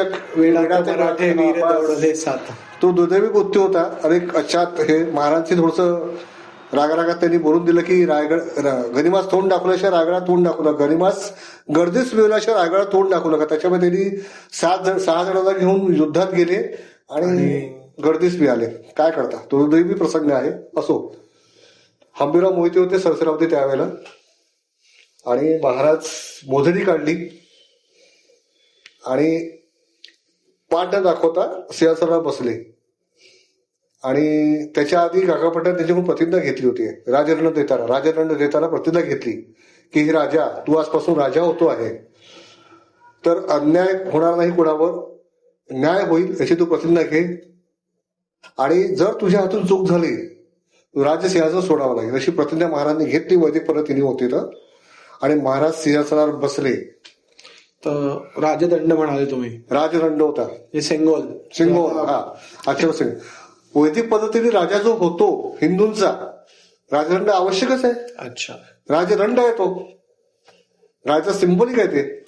आता राज्याभिषेक झालाय समजा, नाही अजून झाला नाहीये, राज्याभिषेक मंचका राऊंड चालू आहे आणि गागाभट्टांनी इशारा केला आणि नगरखान्यातून ललकर देण्यात आली पहिली हिंदू राज्याची. अच्छा. महाराज प्रौढ प्रताप पुरंदर क्षत्रिय कुलावतंस गो ब्राह्मण प्रतिपालक महाराजाधिराज राजा शिवछत्रपती की जय, राजा शिवछत्रपती की जय, राजा शिवछत्रपती, अशी ललकारी झाली. आणि ती ललकारी एवढी जबरदस्त होती, असमंत मानून गेला. आणि ललकारी संपायच्या आधी शंभूराजाला वाटलं, 12-15 वर्षाचे शंभूराजे होते, त्यांना युवराज होते, युवराजाच्या खुर्चीवर बसत होते सिंहासनावर महाराजाच्या शेजारी. त्यांनाही वाटलं असेल की आपण उठावर दोन्ही हातांनी उंच करून राजांचा जय जयकार करावा, पण ते युवराजांना शोभणारं नव्हतं, तो प्रोटोकॉल नव्हता, म्हणून त्यांना मनातल्या मनात त्यांनी जय म्हटलं असेल असं वाटतंय इतिहासकारांना. आणि तो जय जयकार एवढा जबरदस्त होता, आसमंत मारून गेला. आणि ती न्याय तुला थरथरली जी घोड्याच्या शेपटीवर लावली होती स्थिर झाली. म्हणजे हा निश्चितच न्यायी राजा होता. आणि मग प्रत्येक गडावरून तोफांचे बार सुरू झाले. जेवढे स्वराज्याचे गड होते सगळीकडे माणसं होते, सगळेच्या सगळे रागणार आलेले नव्हते, ते तर सांभाळ, प्रत्येकाला आपापलं काम चोख करून दिलेलं होतं, कारण शत्रू वार करण्याची दाट शक्यता होती. म्हणून राज्याभिषेक हा 6 जूनला म्हणजे पावसाच्या दृष्टीने घेतला होता. शत्रू चाल करून येणार नाही, पावसाळ्यात युद्ध होत होते त्यावेळेस, फार क्वचित व्हायचे. हा सगळा विचार केला होता महाराजांनी. 6 जून. आता आपण 6 जूनवर आलो. एक वाद असतो तिथीप्रमाणे आणि तारखेप्रमाणे. तर म्हणजे तुमचा असा म्हणजे काय याच्यावर माझं प्रामाणिक पद असं आहे की त्या महाराजांच्या काळात तारखा नव्हत्या. नाही, इंग्रजांचं जेव्हा राज्य आलं त्याच्यानंतर जे कॅलेंडर सुरू झाले हे ख्रिस्ती कॅलेंडर आहे.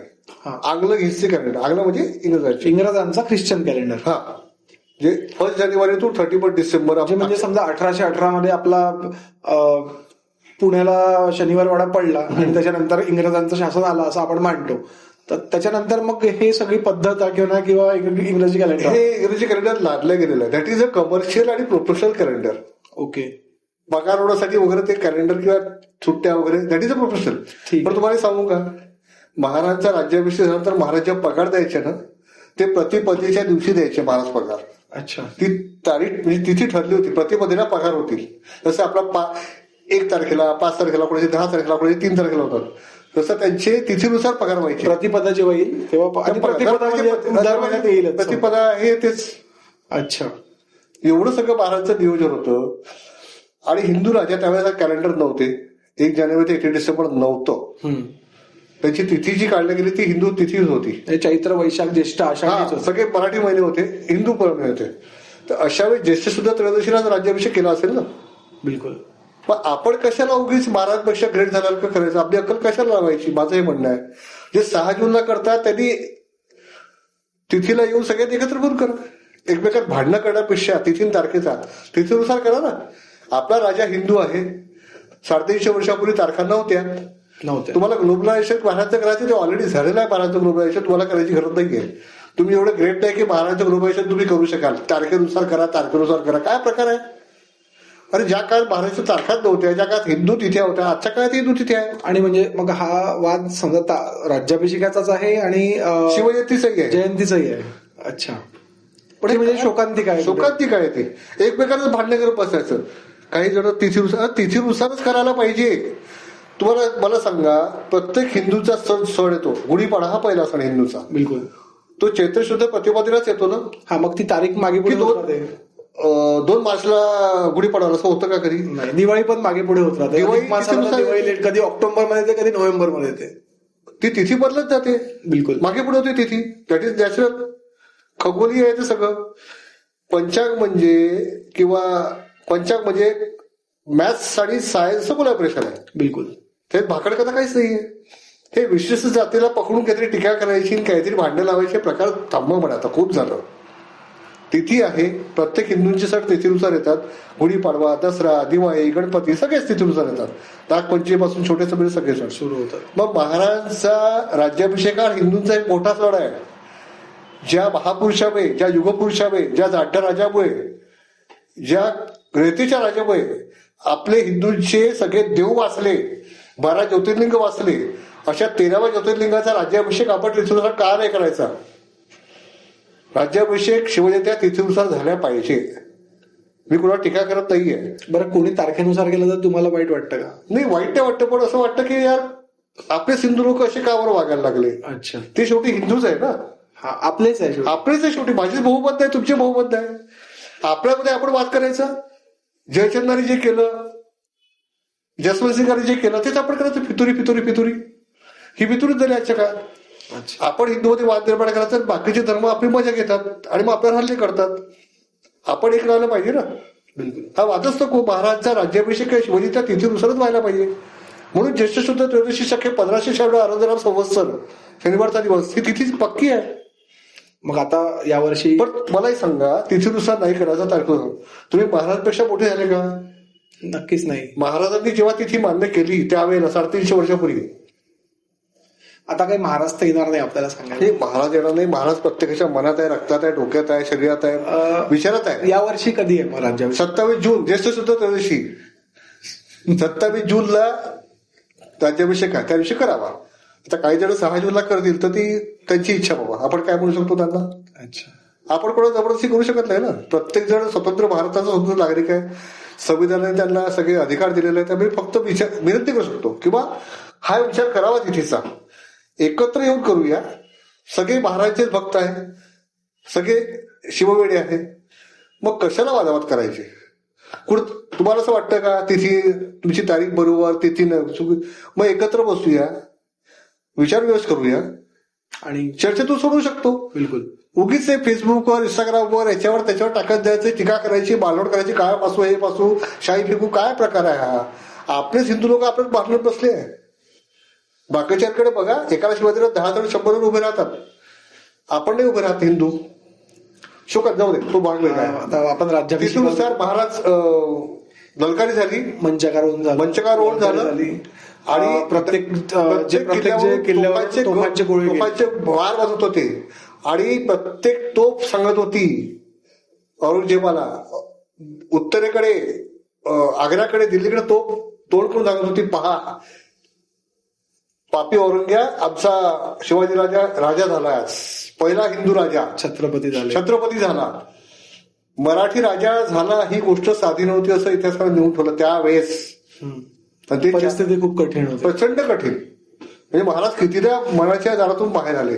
आणि हे म्हणजे 1600 राज्याभिषेक झाला 1674 आणि आता याच्यानंतरचे 6 वर्ष आहे अजून. 6 वर्ष महाराज छत्रपती म्हणून राज्य केलं. पण त्याच्यानंतर सांगतो ना, राज्याभिषेकाचं सांगतो की काय प्रकार आहे राज्याभिषेक. काही गोष्टी नाही माहिती कोणाला. अनेक जण कविता म्हणत होते. कविभूषण त्यावेळेस रायगडावर नव्हता. म्हणजे जे संभाजी महाराजांचे मित्र नाही, तो कवी कलश आहे. संभाजी महाराजांचे मित्र काव्य ते कवी कलश. अच्छा. कविभूषण म्हणजे ज्याच्यावर भूषणाने महाराजांचं काव्य केलं आहे पहिल्यांदा महाराजांना पाहिल्यावर. इंद्रजी बिजंब पर, बाण वसुंब पर, रावण सदंब पर, रघुकुल राज है, पौल बारी बाह पर, संमृति नाह पर, जो सहस्र बाह पर राम द्विज राज है, दावा धुड़ दंड पर, चिता मृग झुंड पर, भूषण वितुंड पर, जैसे मृग राज है, तेज तमांस पर, कान जीवी कंस पर, त्यो मलिच्छ वंश पर, शेर शिवराज है, शेर शिवराज है, शेर शिवराज है. एवढं जबरदस्त काव्य कविभूषणाने 500 कविता केल्या आहे. 500. पण आपल्याला एकच माहित आहे. नाही, आपल्याला बरंच माहित आहे. लोकांना एकच माहिती. हा कविभूषण मी असं ऐकलं, हा उत्तरेकडून आलेला आहे. नाही, उत्तरेकडून आलेला आहे. उत्तरेकडून आलाय. तो औरंगजेबाच्या दरबारातला कवी आहे. हा मी तेच म्हणत होतो, तो औरंगजेबा वैशिष्ट्य. आणि औरंगजेबाचं दरबारात कवी असताना त्याला औरंगजेबाची काय काय पटत नव्हते. त्यांनी महाराजांचा सगळा पराक्रम ऐकला आणि आग्रा सुटल्यानंतर तो महाराजांचा फॅन झाला होता. म्हणजे आजच्या भाषेत सांगायचा ना, फॅन झाला, भक्त झाला. तो उत्तरेकडून चालत आला रायगडावर. महाराजांची भेट घ्यायची जगदीश्वराच्या मंदिरात होता. जगदीश्वराचा परिणाम ज्ञानेश्वर मंदिर. महाराज दिनेश्वरा म्हणून जगदीश्वर मंदिर तसं नाही. जगदीश्वर जगाचा ईश्वर म्हणून जगदीश्वर मंदिर नाव. त्याचं पहिलं नाव ज्ञानेश्वर महादेव. मंदिरात त्याची भेट झाली राज्याभिषेकाच्या आधी. त्याने ते वाक्य कविता म्हटली, इंद्रदेवी जंपर. महाराज त्यांना सांगितलं, फिर से एक बार गाव, फिर से एक बार, 3दा म्हटलं त्यांनी. अरे बाबा. आणि तो मग महाराजांच्या सेवेत दाखल रुजू झाला. झाला. पण राज्याभिषेकाच्या वेळेला तो नव्हता, त्याला काहीतरी प्रॉब्लेम आला, तर तो आपल्या घरी गेला होता. आईची तब्येत काहीतरी असा प्रकार झालेला आहे. हा, तो कुठे होता हे जवळपास कोणाला माहिती नाहीये. ठीक आहे. राज्याभिषेकाच्या तो गडावर उपस्थित होता. त्याच्या आधी त्याने काव्य केलेले आहे. कविभूषणाचे जवळपास 500 छंद आहेत, ब्रज भाषेत आहेत. कुठे वाचायला भेटेल आपल्याला? युट्यूब आहे, पुस्तक आहे. मध्ये पुस्तकाचं नाव मला आठवत नाही, तुम्हाला सांगेन मी. पुस्तक आहे 500 याचं. अच्छा. आणि बाबासाहेब पुरंदरेंचे एक शिष्य आहे, हम्म. त्यांना हे 500च्या 500 किंवा त्याच्यातले बरेचसे पाठ आहेत. अच्छा. त्यांची आपण बोलून बोलू शकतो. ते पुस्तक राज्याभिषेकातल्या काही गोष्टी ज्या कुणाला माहित नाही, म्हणजे ज्या निरीक्षण. मग सगळ्या लोकांना भेटवस्तू होतं ते महाराज यांच्याकडून झालं. आणि काही वेळाने महाराज नगरखान्यातून बाहेर आले. नगरखान्याचं वैशिष्ट्य म्हणजे 50 ते 60 फूट उंचीचा नगरखाना येतो. सगळ्यात रायगडाची सगळ्यात उंच वास्तू नगरखाना, भव्य. त्याच्यावर शरभाचे शिल्प आहे. शरभ म्हणजे प्राणी आहे, तो नरसिंहाच्या काळातला, त्याची कथा वेगळी आहे. तर समोर शुभलक्षणी पांढरा शुभ्र घोडा ते अलंकार घालून उभा होता. महाराज त्याच्यावर बसले आणि परत उतरले, काही वेळ चालले उतरले. आणि महाराजांच्या नगरखान्याजवळ 2 हत्ती सजवलेले होते. महाराजांच्या हत्तीशाहीत टोटल 6 हत्ती होते. राज्याभिषेका वेळेला जी मिरवणूक निघाली आहे ती 6 हत्ती आहे एका मागे, फक्त 2 हत्ती नाहीये. महाराज एका हत्तीवर आरूढ झाले. आणि महाराजांचा माहूत म्हणजे कोण होता? साधारण माहूत नसतो राज्याभिषेकाच्या राजाच्या. साक्षात हंबीराव मोहिते बसले होते माहूत म्हणून. अच्छा. सरसेनापती हंबीराव. सरसेनापतीचं काम असतं ते की राजाची मिरवणूक सुरू होईल संपेपर्यंत हत्तीवर बसायचं. आणि राजाच्या हत्तीला अंकुश नसतो. माहूत आणि अंकुश आपण ऐकलाय. अंकुश नाही राजाच्या हत्तीला, फक्त ते बोरचेर असतं. बोरचेर म्हणजे रक्तजडीत दिशादर्शक. त्यांनी पूर्ण मिरवणूक संपेपर्यंत हे असं असं करत राहायचं. आणि ते हत्ती तेवढ्याच ताकदीचे शेकवलेले असतात. तो कुठे उधळत नाही हत्ती, तो बरोबर एका साईडने चालतो. बापरे. असे 6 हत्ती होते. त्याच्या मागच्या हत्तीवर शंभूराजे बसले होते. त्याच्या मागे भगवा झेंडा होता मोठा. त्या भगवा झेंडा आणि त्याच्या मागे हे होती, त्याला काय म्हणतात आजच्या भाषेत ढोल ताशा. ढण ढण ढण ढण वाजून जायचं राज्याभिषेक संपेपर्यंत, मिरवणूक संपेपर्यंत. ती राजाची मिरवणूक होती. आणि 80,000पैकी सगळेच जण नाचत होते, गात होते. कोणी सोन्याची फुलं उधळत होते, कोणी साधे फुलं उधळत होते, कोणी लाह्या बत्ताचे उधळत होते. मिठाई वाटली जात होती. जल्लोष चालू होता. पण काय चालतो कुणाला समजत होतं, कुणाचं काय कुणाला समजत नव्हतं. इतका तो जल्लोष होता, प्रचंड मोठा जल्लोष. रायगड माणसाने गजबजून गेला होता. तोफांचे बार सतत चालू होते. थोड्या थोड्या वेळी ललकऱ्या चालू होत्या. राजश्री विराजित सकल ग्रहमंडित गो ब्राह्मण प्रतिपाल क्षत्रिय कुलावत सिंहासनाधीश्वर. आणि त्या ललकारीमधला एक महत्वाचा शब्द हिंदू पथ पाचशाह. कारण पहिला हिंदू पथ पाचशाही महाराज निर्माण केली होती 4 पातशाही चुकून. हिंदूंचा राजा म्हणजे हिंदू पथ पातशाह, हिंदू पथ पातशाही ही तशा ललकाऱ्या चालू होत्या. आणि डान डान तोफांचे बार चालू होते. ढोल तशारे संमय वाजत होती. धनगर कोळी नृत्य सगळे चालू होते. आणि महाराज जगदीश्वराच्या मंदिरात निघाले. राज्याभिषेक हॉल पासून जगदीश्वराचं मंदिर अंदाजे 1.25 किलोमीटर असावं. ती मिरवणूक चालली जगदीश्वराच्या मंदिरानंतर परत आली. आणि पावसाने एवढी वरुणराजाने एवढी कृपा केली होती की 7 जूनला पाऊस सुरू झाला. अच्छा.